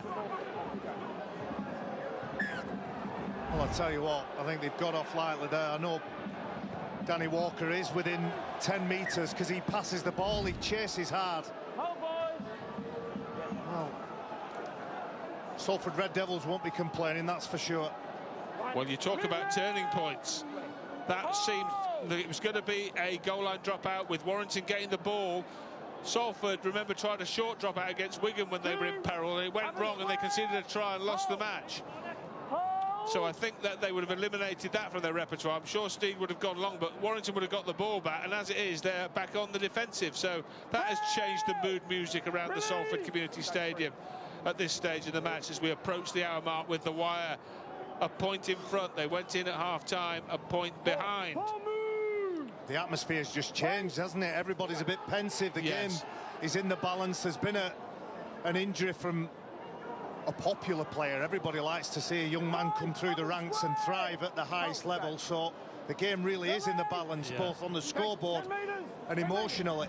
And no one wants to see serious injuries. I mean, you go hoping to see your team win, but not see the opposition badly injured. No. Now, Warrington have bungled this. That has gone wrong. Matty Russell has had something of a nightmare there as he couldn't bring the ball in under intense pressure. Well, take a bow, Ethan Ryan, another player chasing hard on a kick. It's kicked from the left side, right over the other side of the field. So the opposite winger is called into action. And Matty Russell, well, he can't handle the bouncing ball. But he would have had time, he would have had space were it not for the effort of Ethan Ryan. Yeah, the space and time disappeared. The sand ran out of the egg timer and Russell ran out of time, mishandled the football, and now it's all on here for Salford. They've turned defence into attack off that penalty for the infringement by Danny Walker, and then the mishandled ball by Matty Russell. Sneed again, there's half a gap there. It shuts. And a penalty here would put Salford back in front via a kick, you would think so. Warrington are going to be squeaky clean on their own try line. Ball comes loose, went backwards, says the referee. Steed's got it wide here. Laffey's on the charge again. This bulldozer from Samoa. Warrington believe the ball may have gone loose. They're signaling to the referee. He's not interested. That's a wayward pass. Wild pass. They've lost 30 metres again. Oh. And here he goes again. Joe Mellor. Could be a double movement, Rod. Well, they're screaming no, no, no. Well, this could be a tricky one for Tom Grant to unravel. Let's hear from the video referee, but first, what does James Vella think? Review potential double movement. No try, he says, on the field. So Tom Grant with the job. Is it tackle 3. We've got a on-field decision of no try. So we're checking double movement into potential knock-on. We'll play this through. On the call, no try. We play this through in full speed again. Right, so at this point the ball carrying arm is down. There is then a paddle with the left arm which promotes him towards the line. Does the ball make the line regardless? I just need to check whether the ball actually makes the line there to determine whether it should be a penalty or a knock-on. This is the one. Right, so we've established that it is double movement. We're just checking the restart for this one. So the ball is actually lost short of the line. So it's going to be a knock-on. Got a decision. And Tom Grant is going to say it's no try, knock on. Well, both sides have had the fair share of chances, haven't they? And I know it's a double movement, it's a knock on. Ryan Briley, it's harsh, but you can forgive him for having a goal. Well, they were that close to going back in front, probably by 5 points. On a wet day, he slides over. Oh, he does indeed. Yeah, on a wet day, he slides over. But Joe Mellor, his acceleration, it was a loose pass and everybody stopped. Coaches and players talk about the bouncing ball. It mesmerises everybody. Everybody stands still. Quickest to react was Salford. Yeah. And another opportunity, but an opportunity wasted. Well, it was a knock-on, not a double movement, which means it'll be a scrum Warrington, not penalty Warrington. They'll still get the ball, but it might make, let's say, 20, 30 metres worth of difference. Here's a break. Scything run by the little hooker, Danny Walker. Back on the field, had a little bit of a breather, and then returned to the fray with the injury to Hayes and the reshuffle for Warrington. Well, he's got himself back in a dummy half as well here, Walker. He's got some engine on him, no question. Here's Sam Powell. Powell dancing around. This is Vaughan. Can he get over? Is that the try? They're screaming for a knock-on. It's going to be another video ref decision. It may have squirmed loose as he tried to ground it. Now the decision is no try on the field. He thinks it's a knock-on. Referee James Vella. Well, it's all happening here at the Salford Community Stadium. Okay, so it is tackle 2. Okay, it's tackle 2. We've got an on-field call of no try. We're just checking grounding. So he's in possession. We can still see the ball at this point. He's still in possession and on the ball. I then lose sight of the ball. Still lost sight of the ball, but I'll run this one through. Got sight back here. Right, I need to check different angle on that one. This one might help. So he's clearly in possession at this point, and he's over the goal line. I then lose sight of the ball. The ball is still up. I can clearly see the ball up at this point. He's still in possession here, and the ball appears to come away, but I can't see much of it. We've got an on-field call of no try. Go back to the first angle.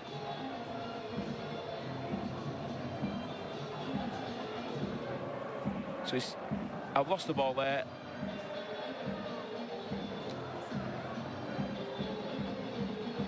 Okay, I've reviewed all the angles I need and I've made my decision. Well, the decision incoming here. Poor Vaughan thought he'd got his first Warrington try of the season. He thought he'd put them 5 in front, but he hasn't.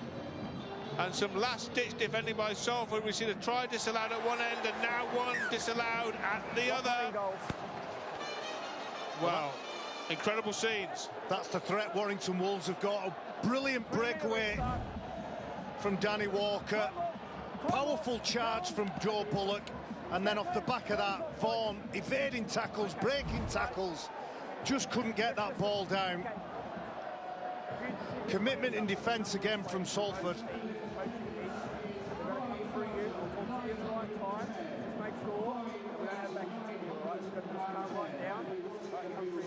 Well, the referee just having a word with the two captains. With both captains there about calming down. I don't know how you can calm down in a one-point ball game. Nobody's really had a foothold in the game. It's still the toss of a coin, isn't it? Calm down. Don't you tell me to calm down. Don't go anywhere. Well, you do well to keep a calm head in this cauldron. There may be about 5,000 people in the ground, but it feels like a lot more, and it feels tense. There's an air of tension around the ground. Everyone watching knows how tight this is and how one play could make the difference, mistake or brilliance. 5,910 are here inside the Salford Community Stadium, and they're getting full value for their money, Barry, aren't they? Yeah, great game, great game. It's not the best. I think the purists won't like the mistakes, but the tension and the drama is right up there. Last tackle here for Salford. Sneed launches it high into open space. Oh, that's superb. Well, the two fullbacks going head to head, and you think Matt Duffy is probably a little bit shorter, but he gets up there. His commitment and his skill and ability means he comes down with possession. It was one-on-one, wasn't it? Literally and numerically. Brierley up against Duffy. Fieldless trying to get round the outside. Cannot go around the outside. In danger now, being dragged into touch, if not into the row A of the stand on the far side. But the tackle's complete now, no question.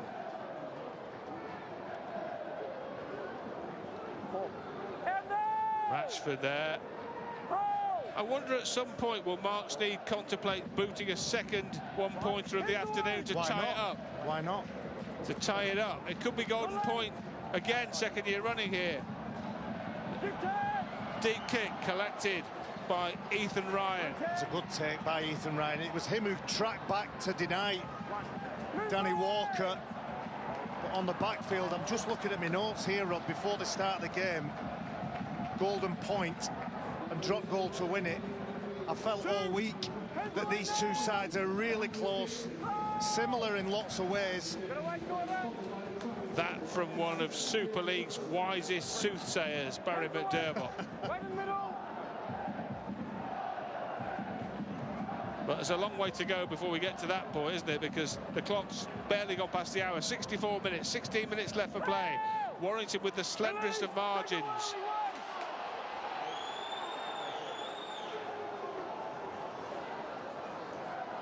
The crowd know now the importance of any penalty in terms of field position, if not points, and are screaming for penalties every time there's a tackle. Well taken. It was just in front of him there, Mark Sneed. Manages to get it to Watkins. Watkins here, he puts boot to ball. The Salford skipper. But it's well read at the back there, as it so often is, by Duffy. But great work from Callum Watkins, recognising its last tackle, a good kick. And what's the defence up to from Salford Red Devils? That was Russell taking it forward. This is Steph Ratchford. But Warrington not making much ground this time. Salford policing Ratchford and forcing him to ground. Walker goes in at dummy half. The most busiest of performances from the Warrington hooker. This time he kicks ahead. Early kick as well. Got behind Brierley. Brierley has to stop and turn just a metre or two from his own goal line.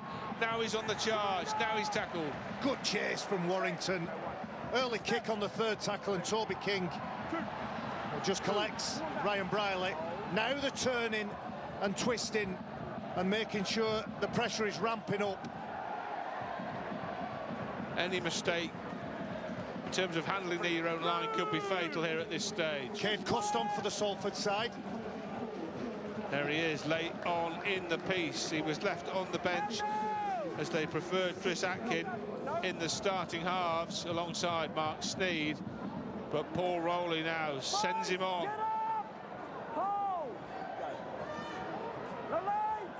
Sends on the former Wigan standoff.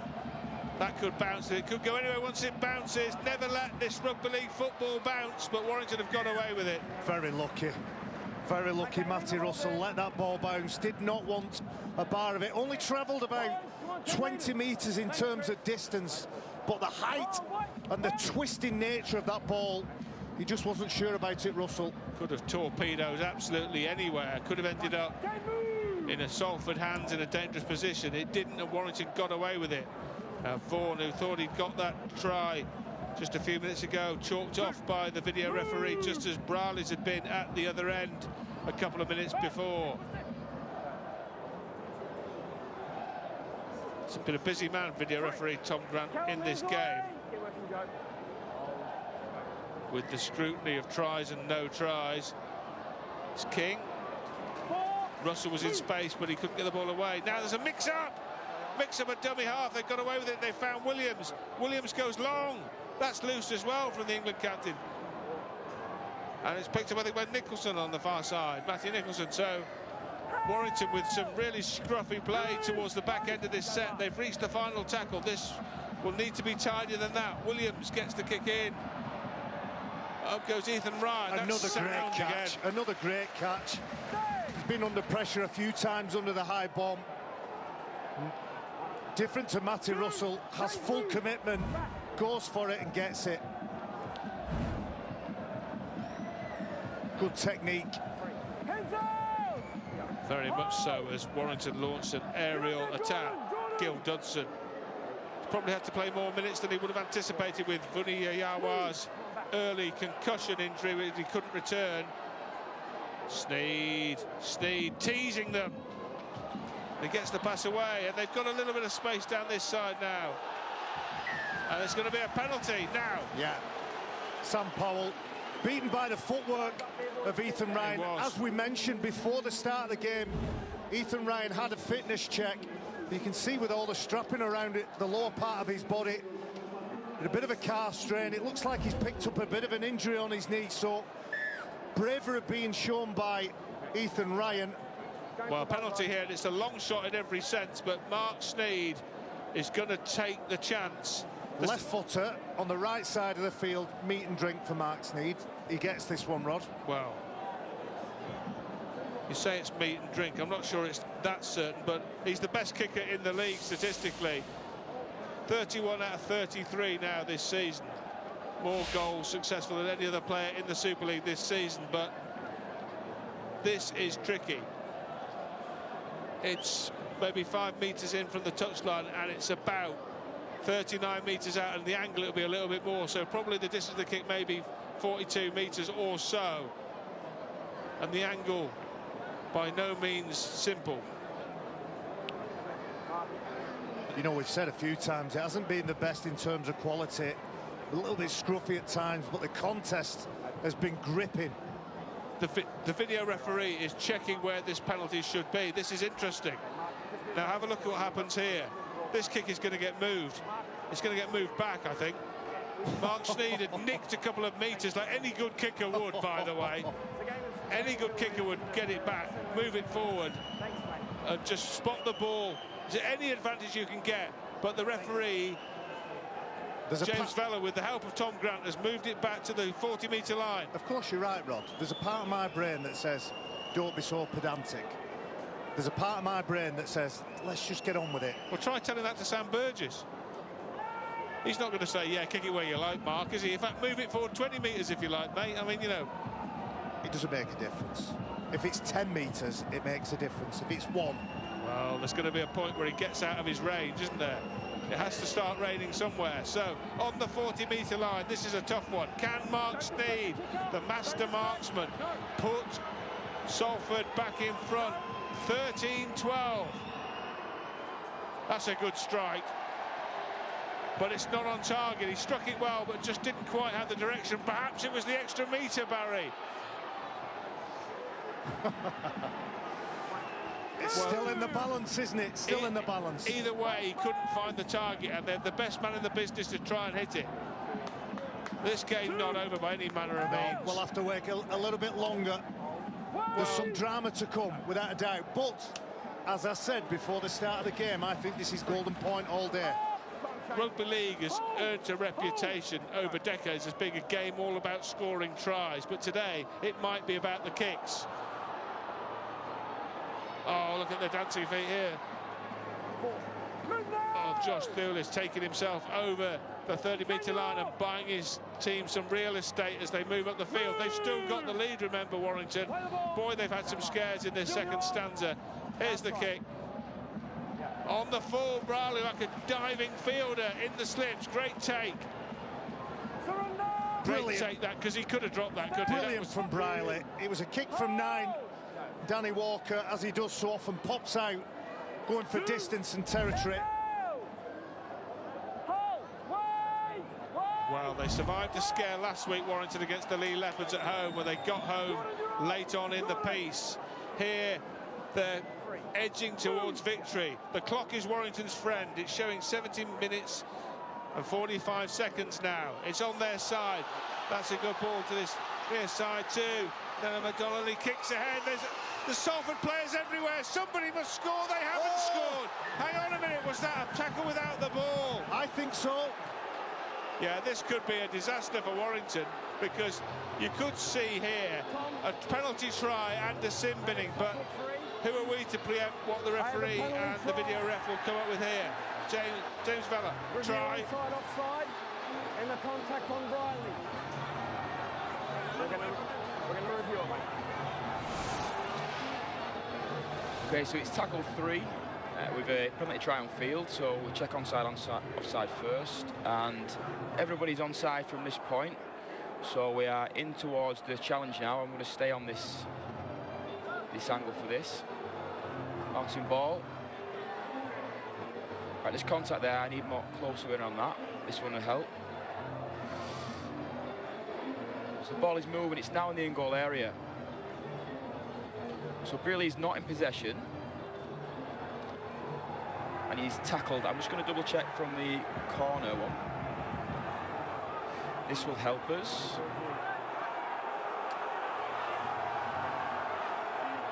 Clear contact there.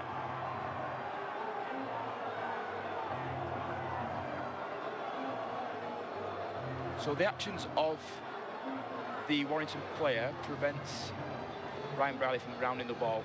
Got a decision.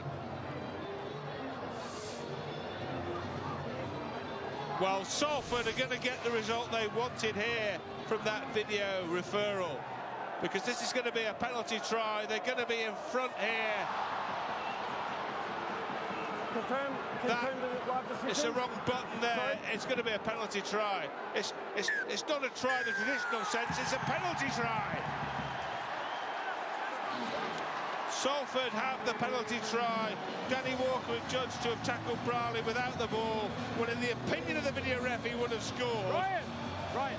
And will he spend the rest of the match in the sin bin too? Don't approach me like that. Well, we've had all the drama, haven't we?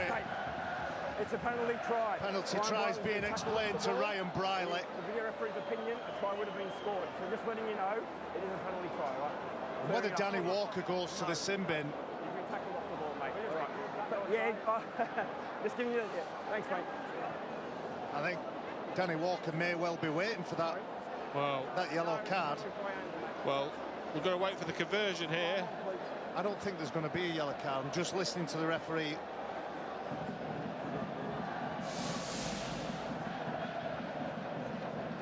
What a try. I still think there's some drama to go. What, we've got 8 minutes. Well, it's going to be a simplest conversion from bang in front from Mark Sneed. He missed that long-range penalty shot a couple of minutes ago, but he hasn't missed that. And now Salford snatch the lead. Well, what a game this has been. Nene McDonald, who's probably one of the fastest players on the field, kicks it back inside. Briley and Atkin were in position to collect that ball, but you can understand Danny Walker's temptation to anticipate that the tackle is needed and the ball will be collected. But importantly for Warrington, no yellow card. Well, from being in charge, they're anything but. They're 5 behind, so even if they score a try, they need to convert it. But a 1-point lead is always a tightrope walking experience, and once the kick went in, there were Salford players coming from all angles. Warrington were outnumbered at the back, and in the end, Walker took the decision to chance his arm by impeding Brierley, maybe thinking he could get away with just a penalty, which would have been a decent outcome, but in the end it cost him 6. Or he thought, as soon as that ball is caught by Brierley, I've got hold of him. He was trying to time the tackle to perfection, but Brierley missed. He missed the ball, so he tackled the man without the ball. Tackling on suspicion. And a lot has gone wrong this afternoon for Ryan Brierley, but it's gone right in a big way, right at the very end. And time now ticking in Salford's favour. The roles are reversed. Well, this is where Mark Sneyd will come into his own in front on the scoreboard. He'll just start that brain ticking. What do we need? Where do I need to position Warrington to make it as difficult as possible? Well, Warrington needs something expansive and exceptional from here. Absolutely. Hold on to your seats for this one. They haven't got time, Barry, now to get into a grind here and start forcing repeat They sets. haven't wanted to get into a grind all game, Rod, have they? Well, even if they wanted to, they can't now because there's not enough time. They've got to try and score quickly. They haven't got time to faff around here, Warrington. They need tries, a try, they need one soon. They may only get 3 or 4 more sets, and this one is rapidly ticking down. This is the 4th tackle on this set. And now Walker, and now Powell. You think they've got to get the ball in the hands of George Williams. He's the man with the magic in his fingertips. Ratchford. There is Williams.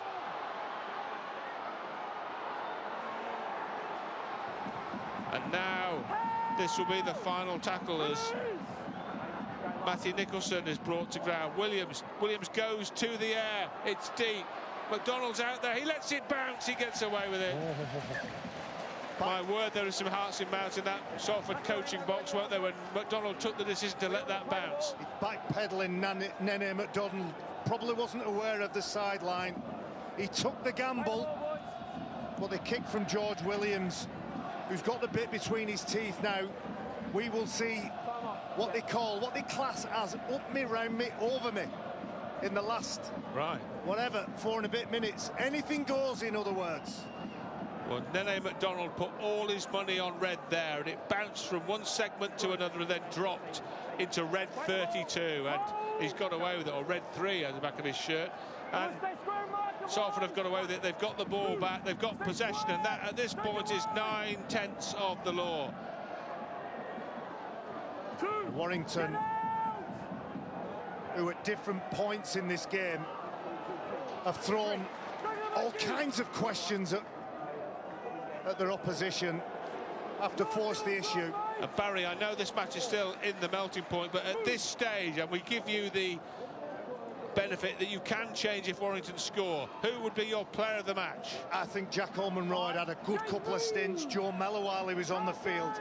And of course, we always talk about Atkin and Sneyd, but I'm going to give it to somebody who I think has gone through the pain barrier, come up with a few massive plays during this match, was an injury doubt before it. Ethan Ryan, man of the match. Ethan Ryan.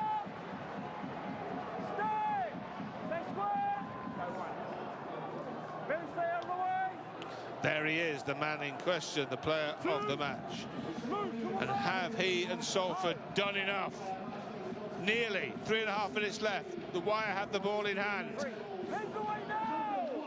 But is this going to be only their 3rd defeat of the Super League season? They've got the 2 whole clubs coming up, and maybe a chance. Russell! Matty Russell! No time and no space. Ratchford's in at dummy half. Williams has his hands on the ball once more. Sam Powell shaping to kick, and is kicking. It's too long, it's too deep, I feel, and indeed it is. And Salford have the ball back in their hands. Dion Cross relieved that that kick was fairly simple and fairly easy to handle.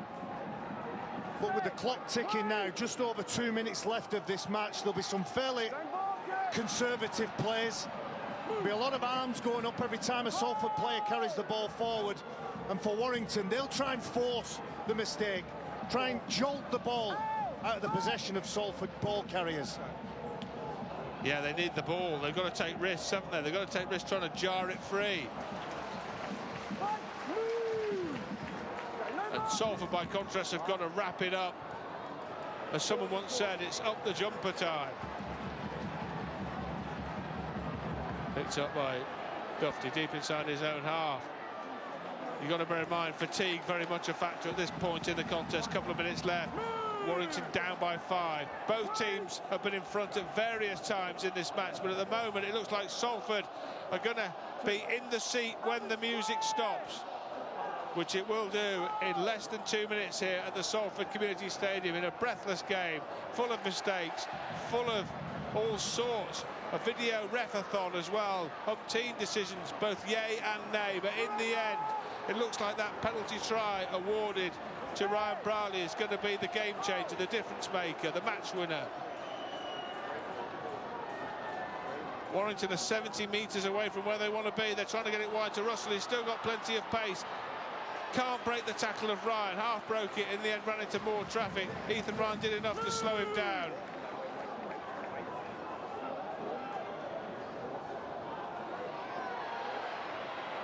All the tricks coming out here, shaping to kick, running. What's he got, George Williams? George Williams has a step. He has an ability to break the line, but couldn't break it there. Walker, it's got to go wide to the right-hand side. He kicks this near side, the left. And that should be comfortably collected, and it is. And now we could be in last set territory unless Warrington can steal it from here. Then you'd feel Salford can run out a full set here and get Mark Sneed to do the necessary and get it off the field. It's a big win, isn't it, for Salford? It's massive, yeah. For their confidence. And what about Paul Rowley, the man who turned down Hull FC? What a boost that was for the Salford Red Devils. What a week it has been. It threatened to turn into turmoil. It's going to end with Rowley staying and a win over the Warrington Wolves. Well, before the match, I talked about 2 scenarios. One being unsettling all the players. Is our coach going? Are we safe? Are our jobs safe? And the second one being galvanising the environment, everybody getting together, sticking together and eking out a win. And as we saw when we watched against Wigan, a heroic loss when you did ever so well is worth nothing. And there's this the siren. is an ugly win. And Salford have won. Salford have beaten the Warrington Wolves. What a weekend in the Super League. Catalan Dragons beaten, Wigan Warriors beaten, Warrington Wolves beaten. Salford have won here to move up into the top 6. Paul Rowley celebrates, he salutes the fans and they respond. And well they might. What an afternoon at the Salford Community Stadium. That is a terrific win. They had to really dig in and dig deep, Salford. And credit to them, kudos to Paul Rowley and his team. They needed a penalty try late on when it looked as though Warrington were just about going to scramble home. But in the end, Warrington's luck ran out. They almost lost to Lee last week. They have lost to Salford this week. It's a terrific win for Salford. It's only the 3rd defeat Warrington have suffered under Sam Burgess, and it's the first apart from games against the Catalan Dragons. So Salford have won by 17 points to 12.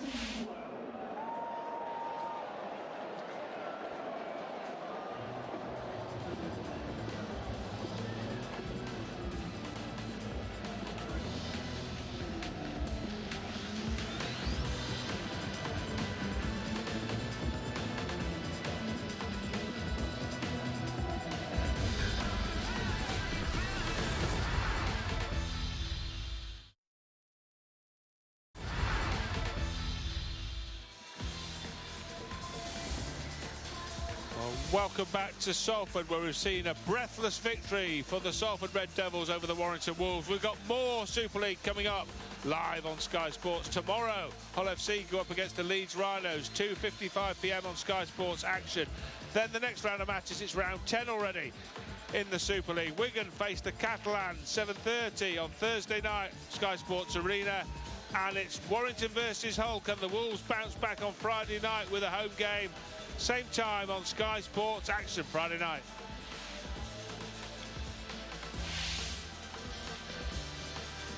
Well, back in the 22 playoffs, Salford felt they should have had a penalty try that would have beaten St Helens.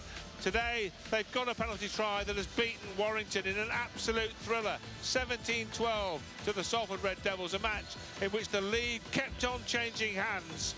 but the Warrington Wolves beaten in the end by that late penalty try on 72 minutes. OK, let's now have a word with the player of the match as chosen by Barry McDermott, and that player of the match is Ethan Ryan. Ethan, well played, well done. Congratulations to you and the team. Just give us your verdict on that. How tough a match was that? Yeah, we always knew it was going to be that tough. Warrington are a good team.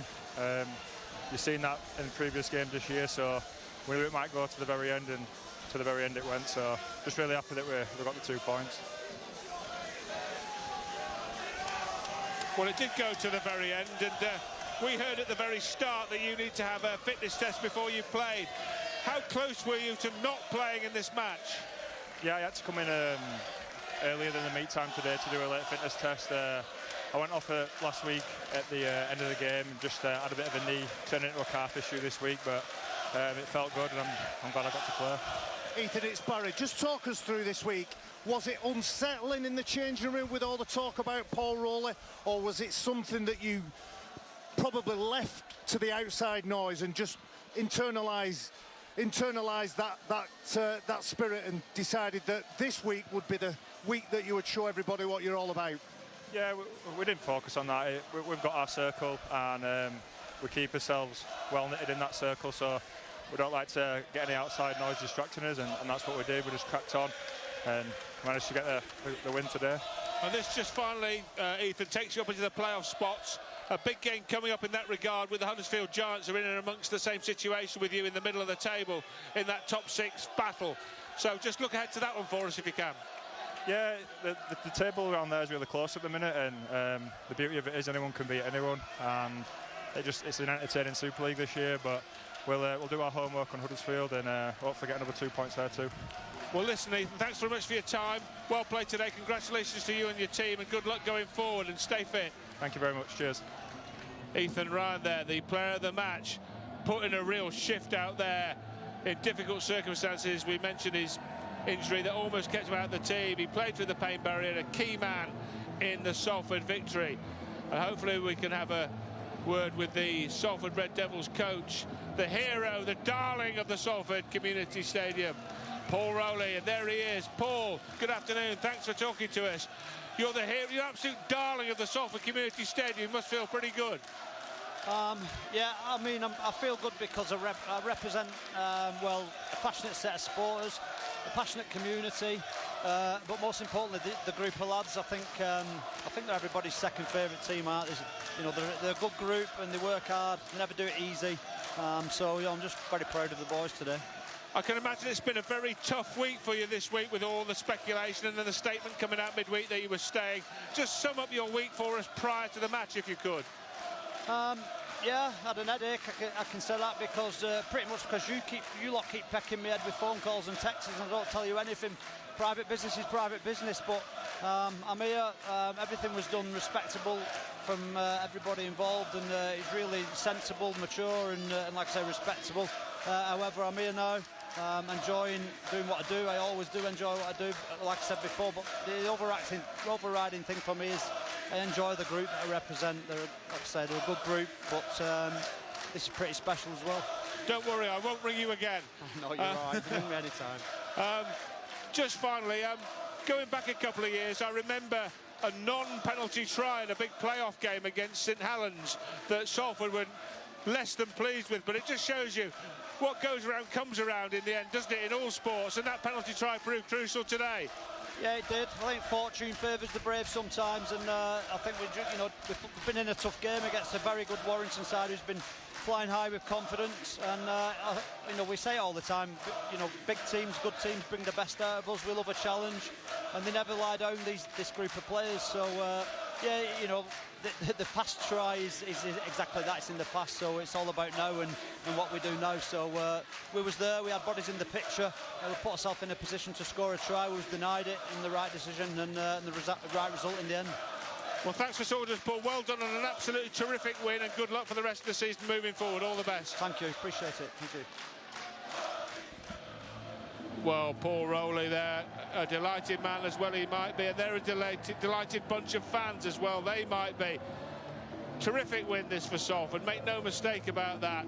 It's one they'll celebrate long into the night, I should think, here in Salford. It's a result that puts them up into the playoff places. Now the aim, of course, is to stay there. They've got big games coming up against Huddersfield and Lee, both on the road. But we'll have analysis of this wonderful win for Salford coming up in a couple of minutes.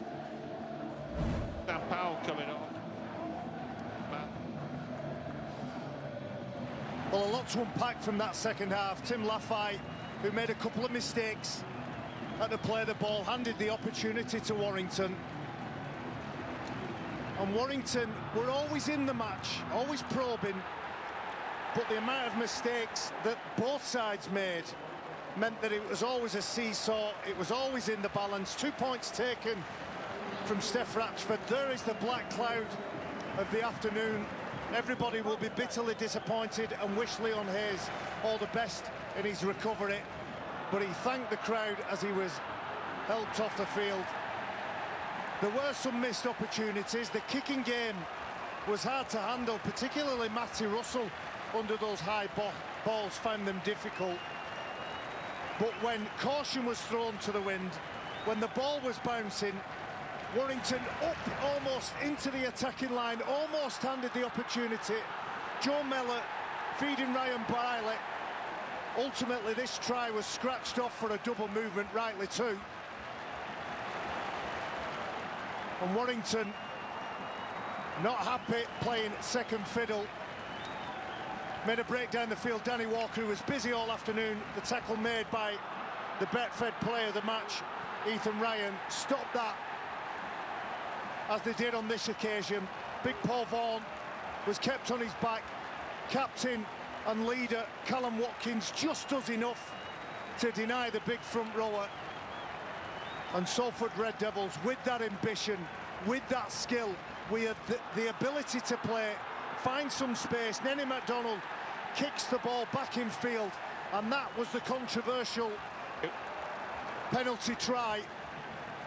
Danny Walker tackles Ryan Briley before he has chance and opportunity to collect that ball. 6 became 8, 17-12 the eventual scoreline, and Paul Rowley delighted with his afternoon work. Thanks everybody for turning up. His 35th win as Salford Red Devils coach, and I'd imagine he'll look back extremely fondly. He'll allow himself a nice cool drink this evening, I think, Paul Rowley. It's been a tough old week for the Salford Red Devils coach, but it's ended on a massive high, and they're up into the top 6 in the Super League. He'll enjoy looking at the league ladder too. There it is, Salford. They move above the Huddersfield Giants, who they play next week, by a couple of points. So that's a big game too, Huddersfield versus Salford. Another match you can see live on Sky Sports.